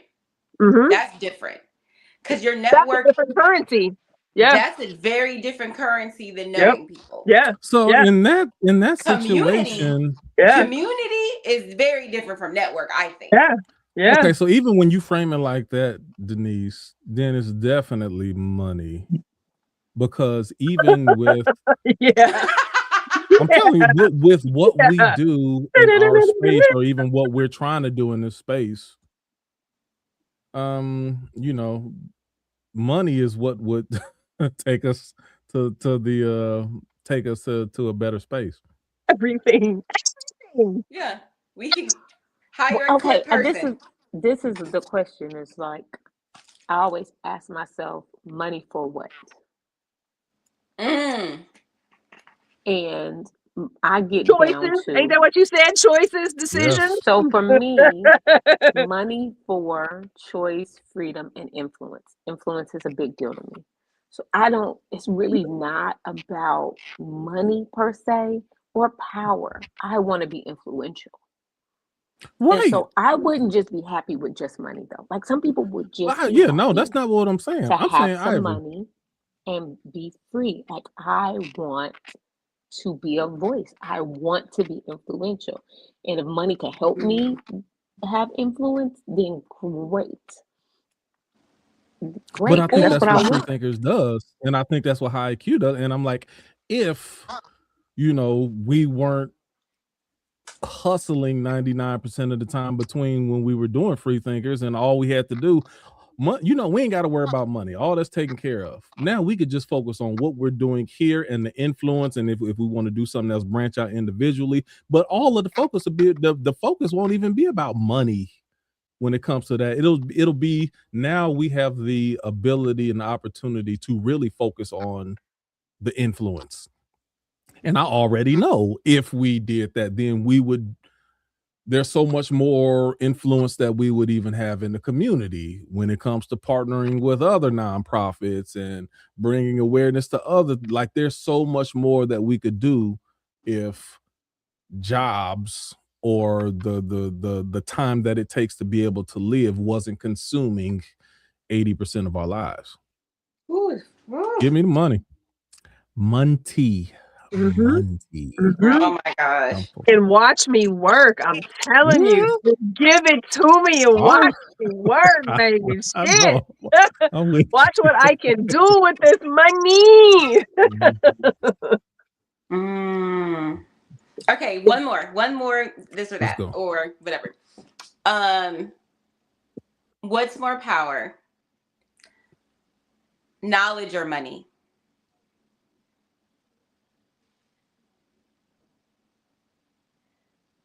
What's more power, knowledge, or money? You got to define what your fucking value system is. That has to be defined And first. when you got to define power. I was going Are to you say, saying because if you're just influence? talking about brute force power, it's money. Money, yeah. I mean, brute force power. I mean, the people with the money say who lives, dies, who eats, who doesn't Let me eat. take it a step further. They just People do. who got straight money, they pay people to think for them. They pay people to think like, you know what? I don't even know what I would need. Let me go hire. I would go pay for an advisor, a consultant. Consultants, advisors. All right, I don't have the knowledge on how to grow this business. Let me bring in people who are. I will pay for someone who's knowledgeable and educated. And they'll look. This is what I need. I need you to grow this business on an average of 8.5% per year, and we all good. And that's what a lot of them do. And money will vary knowledge if it wants to. But while you talking about spending that money, right? If I had the knowledge and did it myself and knew how to do it, I wouldn't have to spend the money to have somebody else do it. I would do it myself, and I would be retaining that money. But depending on how much money you're talking about, people don't think like that. Like, how much time will it take for me to obtain this knowledge? Right. How much time will it take for me to manage this business in this country and in this state? And this is like, you know what? Even if I got the knowledge, it would take too much of my time to actually execute that which I know. It's more beneficial for me to pay other people with their knowledge and expertise to manage it for me. So I'm still keeping my time free to do more fly stuff. And that's how people don't talk. Like, I go back to Jerry Jones. They talk about, Jerry Jones, Dallas Cowboy. Jerry Jones got 20 different businesses. He still got oil rigs, and he running Papa John's, and he got real estate properties, and he got his hand in so much stuff. We only know him for one thing. But the reason he could do that is he has people in place that can do those things for him, that allows him to run 20 different businesses. I got one more. Let's go.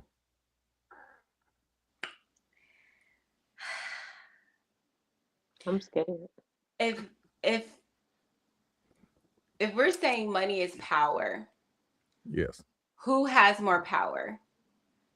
The people with the money or the people who control the vote? Oh, the people with the money.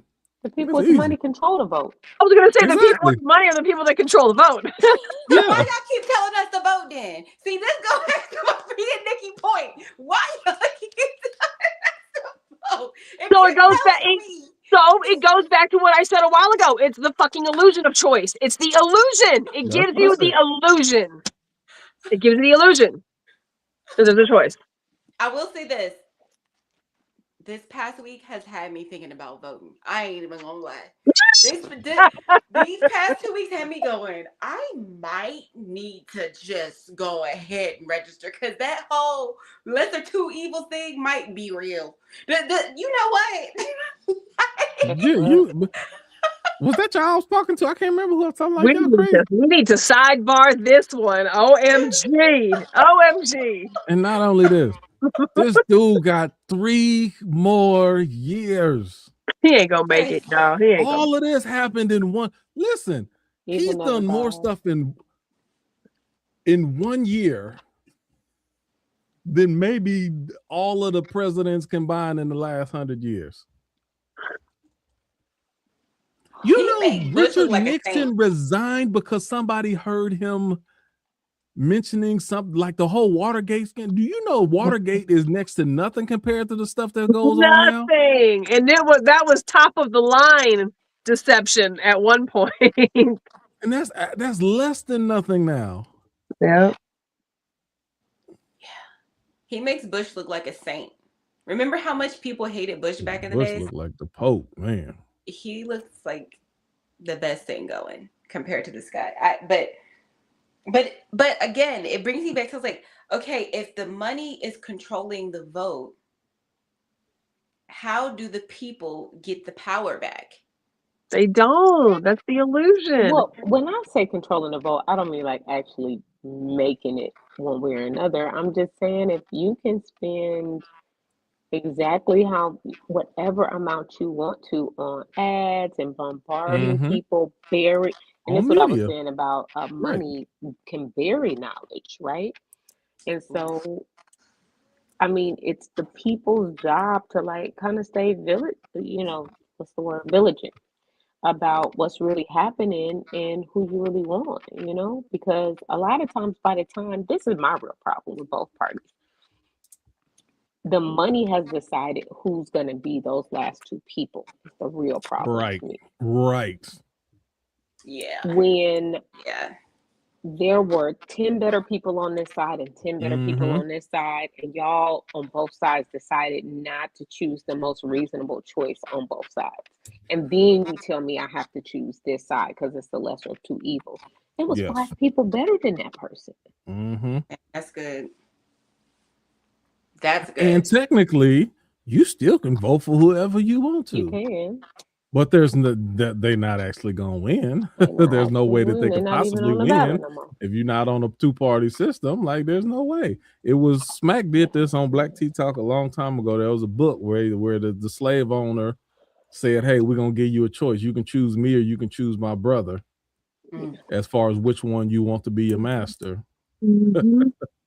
And then, so it's like, we want you to choose. It's all up to you, but you still choosing who's going to be a master over you while you're still a slave. How much of a choice is it? So the choice is there, but again, that choice is still an illusion.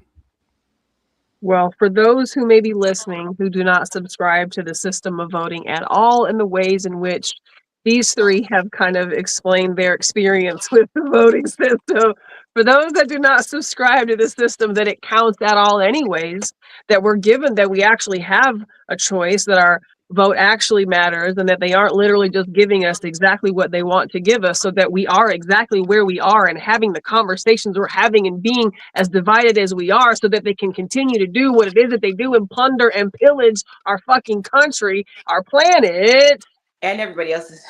And so I don't get. So I hear you, Denise, because I I had about a 3-second buyer's remorse moment too, where I was like, fuck, this guy is horrible. He's a horrible human. But I had to get Wait, be out of clear on buyer's remorse, Nikki, because you're gonna confuse the audience. well, just because I did not vote. I do He not thought vote. about You it don't though. want to After this, confuse he the thought audience, about it though. Nikki.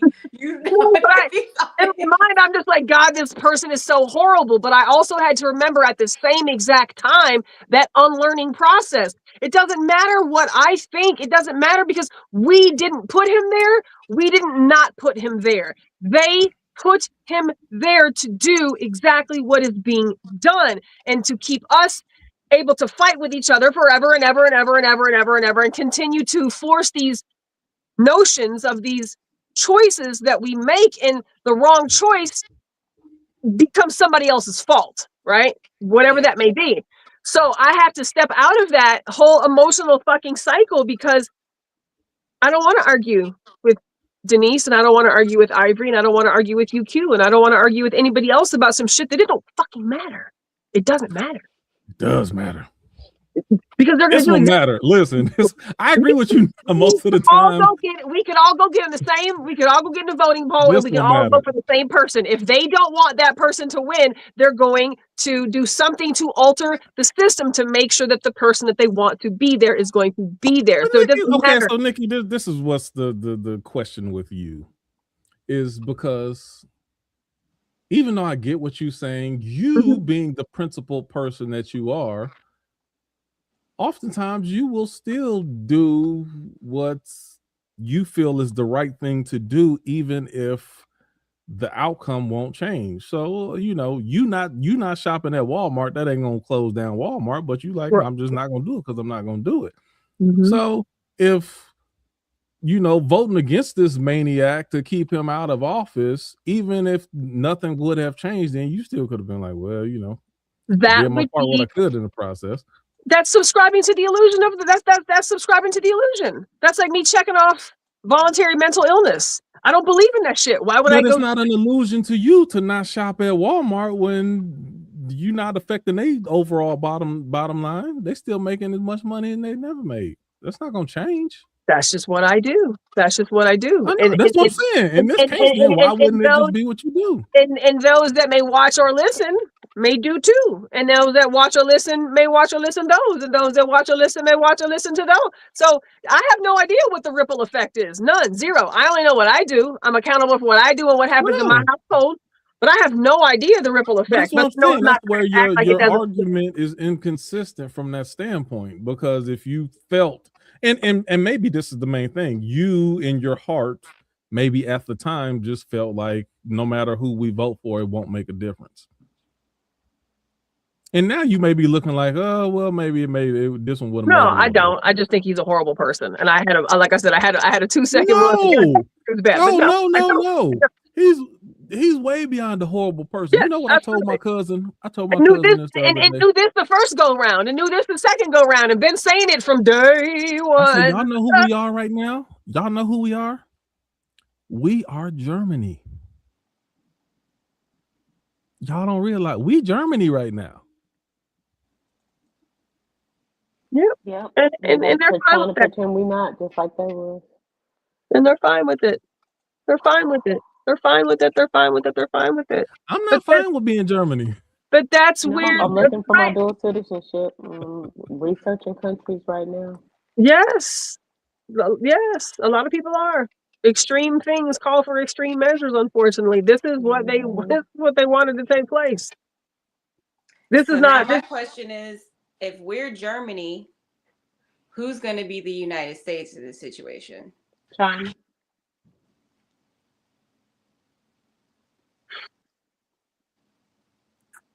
Which then leads me back to the war series that we need to get into this year so that we can have some historical context for how wars have affected the country, how they have affected the world, the telltale signs that lead up to like a war, like what are the after effects? I feel like if history repeats itself, it would be good to kind of know. I don't know. It could scare everybody too. I don't really know, but I definitely think we got to do that war series. Did you want to ask the 5-minute conversation question, or are you off of that? What 5-minute conversation question? Oh, the what? Oh, Nikki, What? the meme that you posted in the group chat. Oh, well, I'm on my phone. So what was it? What was it again? I said this is gonna be a 5-minute conversation. Not even I longer posted than on that. Freethinkers too. It No, I might be posted longer, that. Q, and you No, know it's on my personal page. I don't think I It put it on won't. Freethinkers. It's on my personal page, and it's very interesting how the men have responded to that question. So when you said it was going to be 5 minutes, I was like, I don't know. They feelings about this one. I don't know. It's not going to be 5 minutes. Huh? Okay. So this is a meme that Nikki put on here. This has bothered me of late. And the quotations: "A man who is intimidated by you will eventually try to humble you." And it says, "Weak men don't admire strong women. They compete with them instead." That's interesting. There's levels to this. Part of that is right. There's not a lot of levels to it, really. I think it's a lot of levels. He's not a woman, and that's why I'm so curious about his responses. He's not a woman. There's a lot of levels to this. A man who is intimidated by you will eventually try to humble you. Weak men don't admire strong women. They compete with them instead. I don't even understand this, to tell you the truth. What do you mean? Why, as a woman, are you dealing with a man that's intimidated by you? Okay, let me just quickly. All of these things that come out relationally people don't just be like, bam, here I am.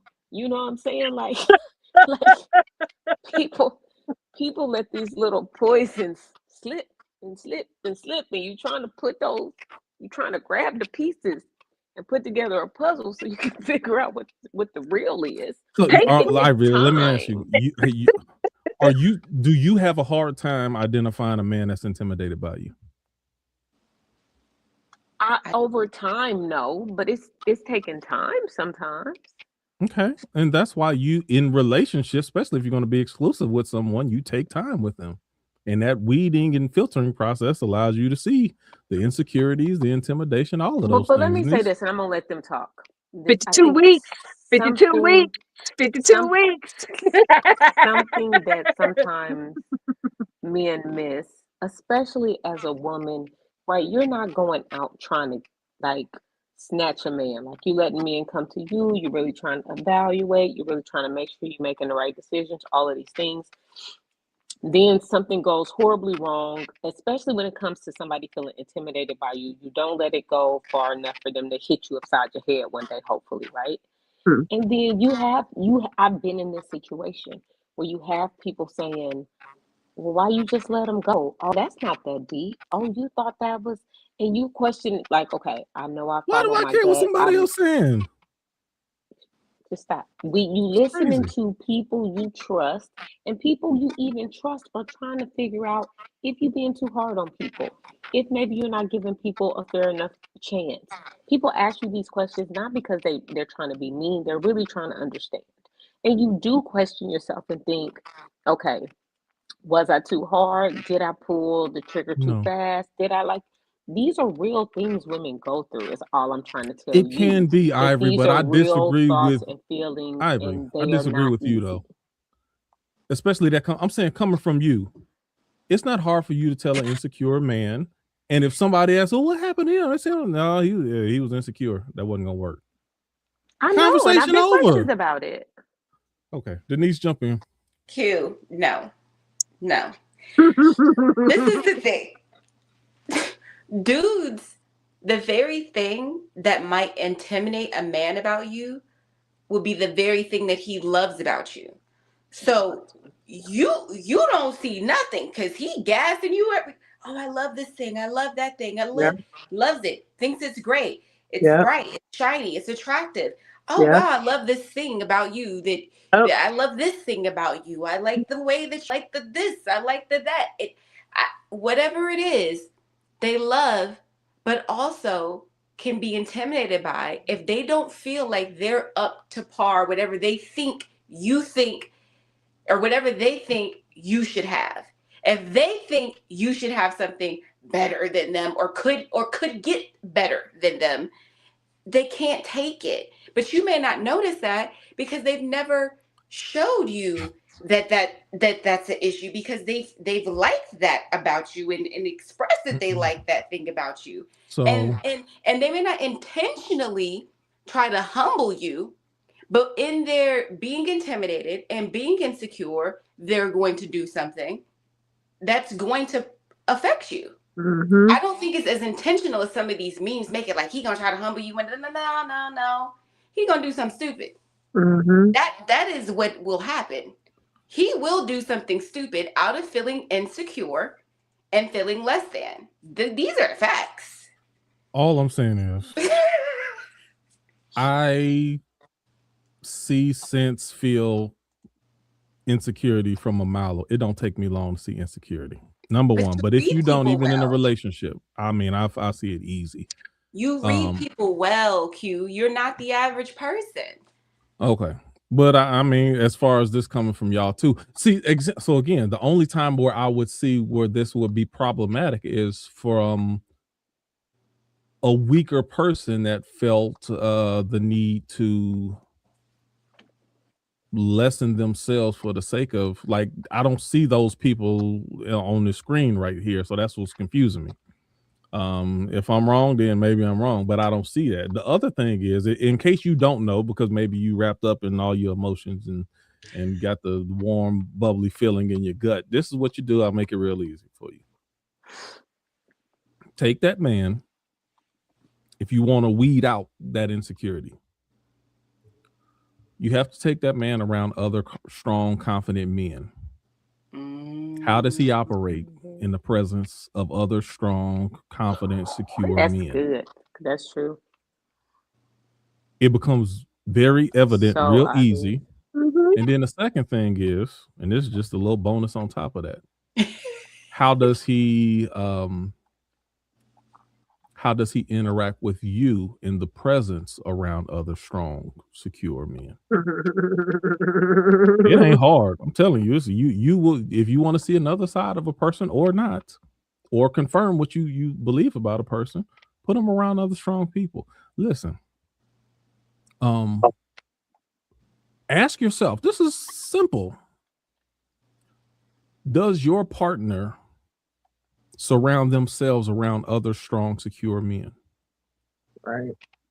An insecure man is not comfortable and does not like dwelling in the presence of strong, secure men. And their insecurity will make them not either one of, number one, they don't want to, they can't operate in those rooms long. And then number two, that insecurity will start bleeding out. And then when you're driving home on the conversation, it was, did you see him looking at you? He saying, what you think? And then they start asking you these little insecure questions. Like, what was you even paying attention to? I was watching the game. Like, and then all of that stuff start bleeding out when you get around secure people, especially. So it's easier to hide because a man got shoulders and he can use his false bravado around a bunch of other women. Put him around other secure men. It becomes real evident really fast. Well, and let me say this, to your point earlier, you're right. I never dealt with somebody trying to visibly humble me more than a week or two. I mean, I only had to see it once, twice tops.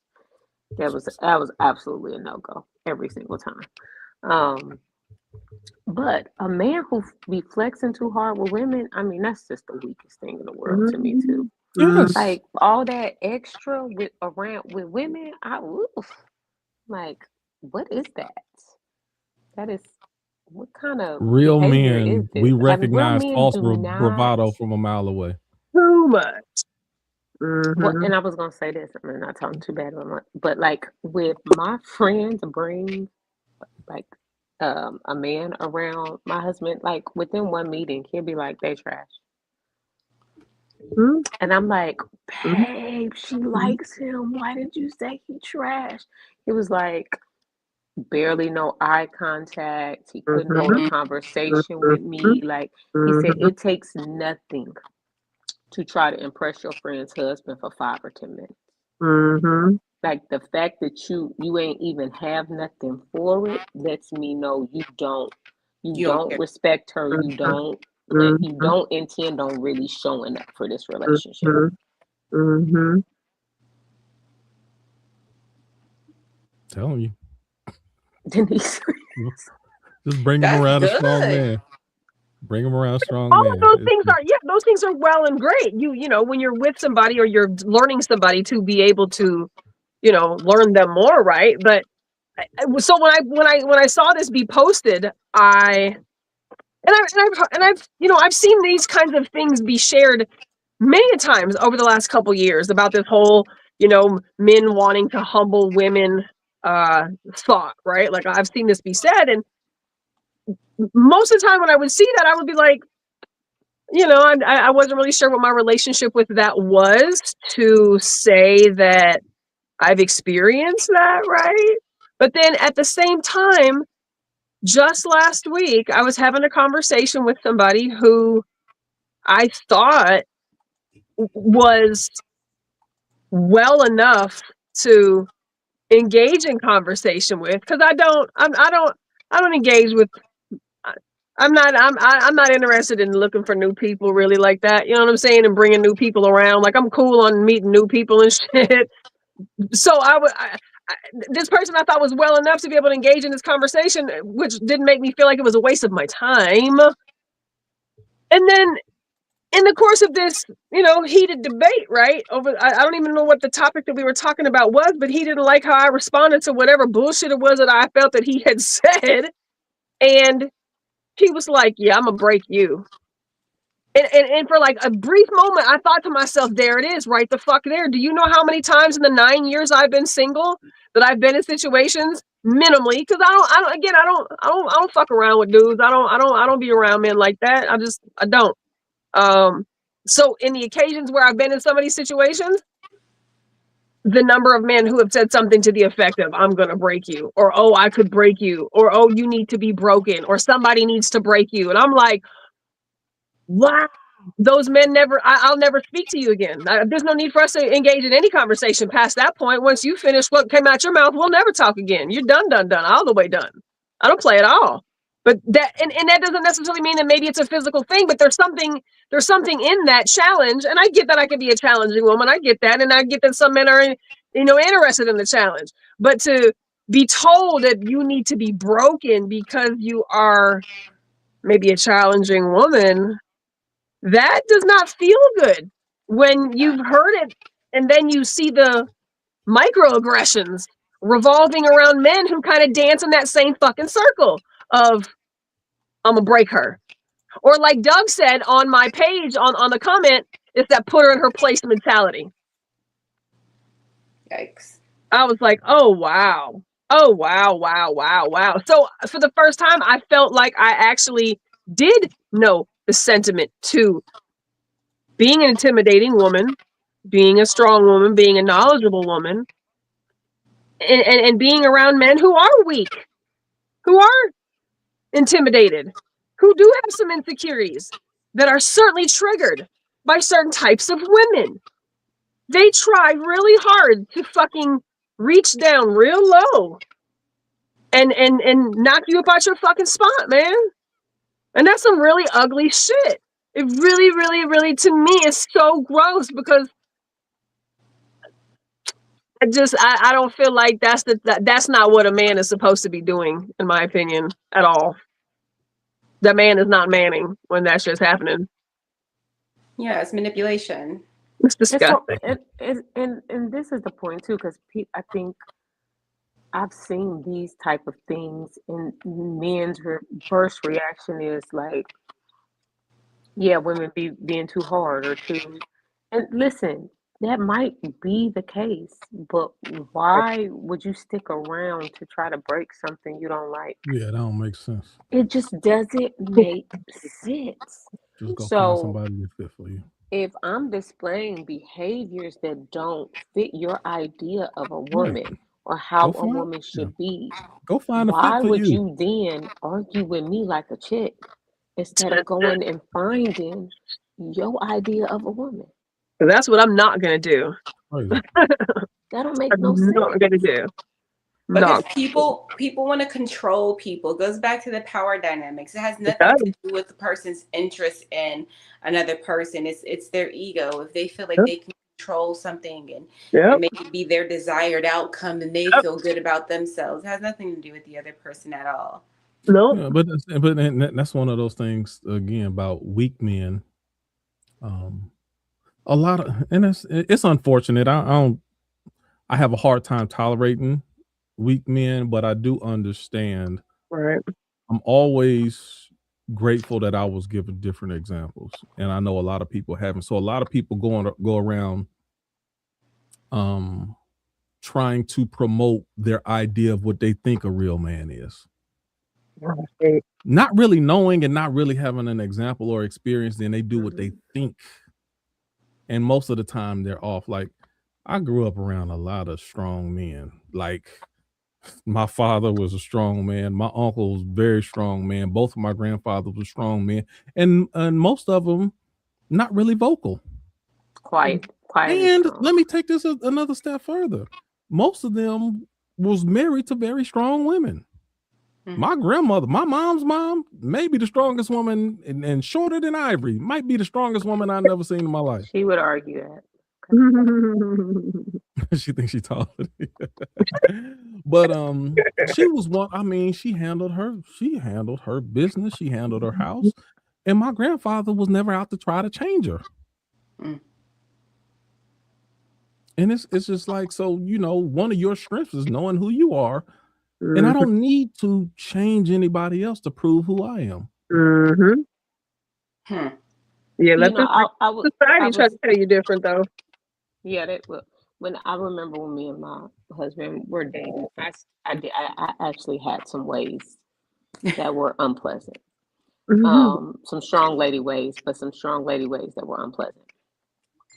And I don't ever remember a time where it was like, I'm going to break her down. You know what? One day he started getting a little quieter and a little bit more observant. And I realized I was going to get left. It wasn't never no fighting. It was never no arguing. It wasn't fussing. I just seen that he had pulled back a little bit. He was watching a little more and trying to figure something out. And I realized, girl, you can get left.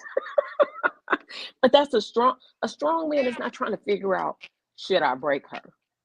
A strong man is trying to figure out, do I want to be here with you? Yeah. Hello. If I don't, I'm gonna leave. Like I just won't be here anymore. I don't need to fight with you or argue with you or try to change you or break you. That's good. Agree. I think we did it, y'all. It was more than 5 minutes, Q.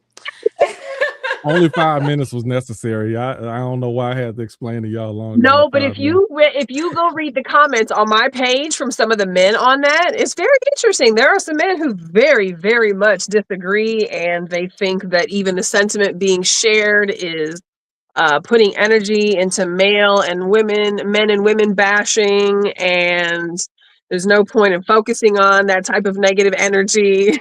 Yeah, because you ain't dating y'all. Shit, you ain't fucking looking for a man. You a married man. Like, first of all, but secondly, how many times have you been a woman who's dating men who may run into this type of situation? So it's very different from the male's perspective than what women may come into contact with. So when you said, "Oh, this will be 5 minutes," I'm like, "Shit, go read my post." I don't know. But it's interesting. I don't want to read your post because if it's anybody in free, like, you'd be like, come to the live. You know what? It ain't even like come to the live. That's what they don't do. That's what they don't never do, because that's what the first thing I say. Come on Tuesday. Come, show up. Let's talk about it here. But if it is, in all honesty, if it, like, again, I'm not gonna say a whole lot, but I will lose respect for men quick. I'm like, I read a couple posts. I'm like, oh, you one of those? Okay, that's good to know. I already know the level of our what the cap on our relationship could be. Yeah. I'm like, oh yeah, okay, yeah, you can't be my friend. I see that oozing out of you. As far as this goes. That's quick. Yeah. I'm like, okay. Yeah. I'll be cordial with them. That's it. Yeah. It's certain people like make sure you always have a real man in your circle and listen, on many occasions, my friends would say, Q, oh, hey, I want you to come out to lunch and meet this guy. And I would sit down and have lunch and I would talk to these potential boyfriends or fiancés and stuff. I mean, on many occasions. And some of them I'll be like, yeah, I like them. Some I'll be like, you got to watch out for this. Mm-hmm. And let me say this, just off what Nikki's saying. Don't dare come at me as a person who conversates for fun about me posting something for conversation. You know what I do. You know I do this all day. You know I do it about 50 different subjects. Hello. So don't be in my comments talking about why we talking about this. Why we talk about anything we talk about. Right. Because I want to. And furthermore to that, Ivory, this the only shit that actually happened on Freethinkers once. They were like, I just don't know why we talking about this. I'm like, this the only time it should be coming in to chime in. So you're proving my point. You are only chiming in places and where you feel like you want to flex a little something, right? And that's cool because that's what the invitation on social media is for, right? If I post it, the invitation for conversation exists. But don't do me. Don't do me. I'm just not her. I have it on my fucking front page of my Facebook page. I'm not here to play with you. I'm not. They're just trying to get with you, Nikki. Golly. No, this person is definitely not. Nobody in the conversation that I was engaged with is trying to do anything of the sort. But it's so often. We had that conversation before too. Huh? So we had that. I'm gonna look on your page. I tell you who's trying to get with you, who ain't. Yeah, we've had that conversation. I tell you. It'd just be so funny, man. The way that fragility exposes itself, and that's why the 52-week rule is really fucking valuable. Thank you, Smack, for that one 100 years ago, because you do get to see where people's, fragile spaces and weak spaces, and man, that's important. Man, that's important. Those are make it or break it for me at this age. True. Okay, we got it out. We did. Wait, what's the 52-week rule? I'm sorry. Oh no! You gotta in theory, it's good, but when he break it down, I'll be like, all right, that's you went too far with that. You should just be a person's friend for a year, is what Smack says. You should just only be their friend for a year and just get to know them as friends for a year. He got some other rules in there, and it's weird. He got some other. Maybe I ain't got a year to be trying to get to know you. Who are you? Most people don't last a year, so yes, you do. How many people have you got to learn in a fucking year? So in that year, we got plenty of time, right? I'm in my auntie era. I'm like, look, let me see what it is. Like, let's get to it. Show me your bullshit. Let's just go. Like, please. But that ain't what it's saying though. It's like if you see that up front, then yeah, y'all not gonna be friends for a year. You ain't got to do the whole year thing, up front. But you shouldn't try to rush through a process when.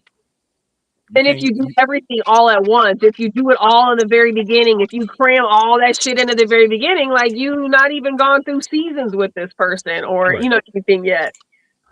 But I agree in principle. It's just some of the stuff. I agree in principle. When he break everything down, you be like, all right, now some of this stuff a little crazy, but in principle, I agree with the opportunity to get to know somebody and spread that shit out instead of cram all of your feelings into a short window, and then you burn each other out, and then you don't like each other maybe as much as you could have, or friendship has been affected, or like it just goes off the rails by forcing things or moving too fast or doing things too soon or. Hold on, though. But you got to define the friend thing. He had to define what. Yeah, because I don't want to be your friend. Because a woman does not look as a man. Oh no, friends, we're not sleeping together. Well, no, I don't mean so much. No, I don't But mean not even just being no. able Forget to about be We can't be sleeping able, forget being about able to sleeping like that. maintain, being able to maintain like a respectful or a friendship. So let's say the thing doesn't work out, right? So and we're still cool, like no, we just not for each other type shit, as opposed to fucking somebody over or doing Right. somebody No, I got dirty that. or being I'm what I'm deceptive. saying is, as a man, you cannot afford for a woman to look at you as only a friend for a year because Exactly. you ain't Right, getting out that right. zone. No, for sure, for sure. No, Yeah, for if a You girl might can use the be your term friend, be label your friend, buddy. but it's like for no, sure. we gonna be cool We're and dating with casually. intention. Yes, casually dating is. We can Casually call each dating other with the friends who are intention to casually be Right, dating. more. They can't right, look at you as just a friend for a year. right. No, it's That not that. year come up, you still gonna be a friend. No, She gonna be no. telling you I about didn't some mean other like that. dude. I didn't mean like that. I wasn't meaning like that. I feel like Smack did. I know you gotta watch the way you use the word friend around women. I'm telling y'all. No, you Men, do. don't be No, you do. No, you do. listen, men. If you got more intentions or potential intentions later on down the road, don't be letting this woman just call you a friend all the time. You got to Don't let break her that call you up. a friend ever. If she's called you a friend, that's it. Yeah, It's never happening. yeah, Like I don't know about friends. We cool. I don't know about friends. We cool. yeah. If Don't you call me a have to friend. say that, she don't like you, Yeah, bro. No, you're She right. no don't like green you. light. You're right. No Then green then light. you need None. divine intervention to make her see you differently than what she already see you. No Hey, light. men, And you can't trust that. it's not I gonna agree. happen. I agree. I agree. Never in the history of ever has a woman been like, "Oh, I see him as a friend," but all of a sudden, I see him Hey, as more. Laura married Urkel. No, It's fake. didn't he have to turn into Stefan? The No, phone. nope. She married Steve. Oh, She ain't married I ain't seen Stephon. that episode, and I don't Yeah, think they got anybody married. did. They got married. I That's don't know if they crazy. got married. They became a couple or something like that. No, they did get married, I believe. Did it? That was a show. Somebody asked a question on Facebook. What show went on too long? I was like, Family Matters. Yeah. They went about 4-5 seasons longer than they needed to. Shut it down. Shut it down. So good. Who Oh, you really speaking want to be of, with before we somebody jump though? off You don't want here, to be their friend for no year. I'm sorry, I'm just saying. No, no, no, you don't. no. Not But when you speaking really of, want Bel Air them. just finished their final season. If you have not watched Bel Air, oh my God, you need to watch it. Who? Bel Air, Oh, so no. good. They just finished it off. That series Oh, was I know it's still great. going. Great. Oh, Okay, okay, we're I know done. it's still going. But Denise, do you want to drop those 2 shows that you'd asked me and Q about, just in case anybody else is Oh, interested in checking out what you kind of where maybe the idea come from, or some thoughts? so yeah, the power dynamics conversation came from this show I'm watching right now called Industry. It's on HBO. Love that show. I think it's great. You should watch the trailer. The main character is this black woman, but I love the way they write the show because it doesn't really focus on race. Uh it's just like she's someone who's having this experience, but she's like this anti-hero character, and she's just like she walks through with, like Paul Mooney says, the confidence of a 21-year-old white male, whatever that meant back in like the 90s, which was very different from what it means today. What's the show called again? It's called Industry, and Industry. Okay. she works in finance. So like, would you imagine that like kind of grit you have to be like working in finance as a black woman? And she's short. It's like all these things, but it's a really good show. All that to say, there's two characters Wow. in the show that both her, and I'll say this without giving away too much, her and another character both use sex for power, but in different ways. One, I feel like, has sex to try to get someone to give her power. The other one has sex to dominate her power. And so my question was kind of like, is it different? If someone's having sex to like try to receive power versus someone having sex to like dominate their power and be like, I own you now. This is what we're doing. Versus someone be like, kind of like, hey, if I give you some, like maybe you could help me out. Like it's very different kind of energy. So, but anyways, that's what got me thinking about power dynamics. The other show that I watched, Succession, which is no longer on TV anymore, also on HBO. Really good show. It's about a father. I know I'm not selling this really well, but whatever. It's about a father who is passing down his company, his media company, and he's trying to find a successor out of his children, and they're all hot messes. But it's really interesting. It's really good writing, good acting. I really like it. It's the drama. So just like watch an episode of one or two. Watch an episode. I really like it. No, it's not safe for work. Not safe around the younger audience. Like kids got to be asleep, especially for industry. So yeah, that's.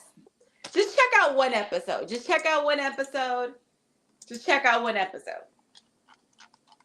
Okay. Definitely check it out. I'm glad that you said something because I need something else to watch. Like I'm kind of caught up with the few little shows that I do watch, and I never know which app to go find new stuff. So I don't use HBO very often, honestly, but we have it. So I will definitely pull that up tonight and check that out. I don't know. And then there's 4 seasons to it. So it's been on for a minute. If you are a Game of Thrones fan, Yes. Jon Snow does show up. Hold on. We don't need to know all of that. We don't need to know all that. I'm just saying. On industry? No, you be Yes. on a But different you gotta show. get far. You gotta get far into it before Okay. you see my All right. guy. But you see him on there. I like when they play their characters in other shows. That's kind of cool. No. He's not playing Jon Snow. Right. No, but but the actor themselves, the actual actor, plays in other shows. I love when you see that on. Yeah. Yeah, I like when you see that. I hate it. Oh, do you? I like seeing them in other shows. If they really play a good character, I only want to see them as that character. It is hard. It's hard to see them as that other character, or to not see them as that character. But I like to see them be used. I love me some Jon Snow. I love me some Jon Snow. Man, I love Jon Snow. I thought he died. The way he plays this other character makes me go, "Oh, he can act for real." Okay. All right. He can. Now it is good if you do it so well. It makes me, if you have a really strong character, and the next character you play makes me forget about your other characters, then yeah, that's when you really got. Right. It's like there's 2 different people. I'm like, oh, this y'all not nowhere near the same. Right. So yeah, industry. That's my jam. Okay. And it get crazy. That's what it's gonna be. So y'all let me know. Okay, y'all. Let's wrap this thing on up. I gotta check on my man. My man. Yeah. My man. I gotta give y'all an update. Be telling free thinkers my business and everything. But he gonna be moving down here in the next few months. So we got that going on. There we go. Y'all know I'm just telling free thinkers my business. I gotta keep the audience involved, keep my free thinkers family involved too. But yeah, he gonna be moving down here soon. That's what's up. Congratulations. Thank you. Because I was like, look, let's just because I'm like, I'm like, damn, a wedding. I'm like, at this point, let's just go to the justice of the peace. Let's save some money. Like, look, spend that money on a down payment on a house, spend that money on vacation, spend that money on a honeymoon, spend that money on fixing your credit, spend that money on investing, but fuck that wedding, girl. Just throw a party. Throw a party. Throw a wedding party. You'll be good. You can have a wedding party. Of course, have a party, but you ain't gotta have all that extra shit, man. The party itself is the most expensive part because this is the reception. You can do that. Where all the money is. You can make that work just perfectly fine. No, you can pull that off. A really like a hippie party, like go to a coffee shop and say, hey, if I invite 25 of my friends and they buy some coffee, can we like come here after we go to the, no, I'm saying like do like a hippie party. Yeah. Got it.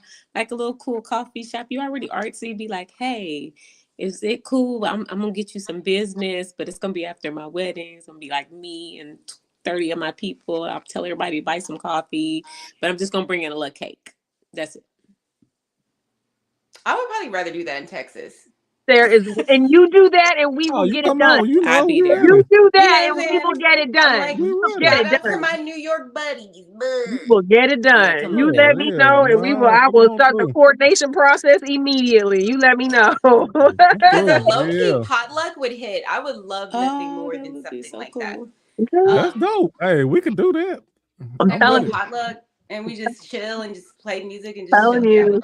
that I Mm-hmm. can do. Some low-key. I don't need no whole bunch of extra. I ain't got time. My auntie-ism is fully taking All we control of my only want life. the party so those people can come and bring y'all some money, and they can come celebrate with you, and you can show Yeah. up and be beautiful, and everybody can have a good time and eat good food, and then we go Oh home. yeah. But no, Mm-hmm. Mm-hmm. spend That's as the little vibe. as possible. That's Yeah, the vibe. That's the vibe. that's what we're doing. We're gonna show him this. We're gonna show him this episode, and he's gonna take notes. So Right. you need to call me when y'all get here. I actually like that idea a lot. The Yeah, party. Yeah. absolutely. Okay. But with that being said, y'all, we did it. Power Good night. Dynamics is really good. We love you guys. Keep us posted. Give us ideas. Tell us what you think. Argue with us in the comments. Share your opinion. It's a safe space. And be sure to like, comment, share, all that good stuff.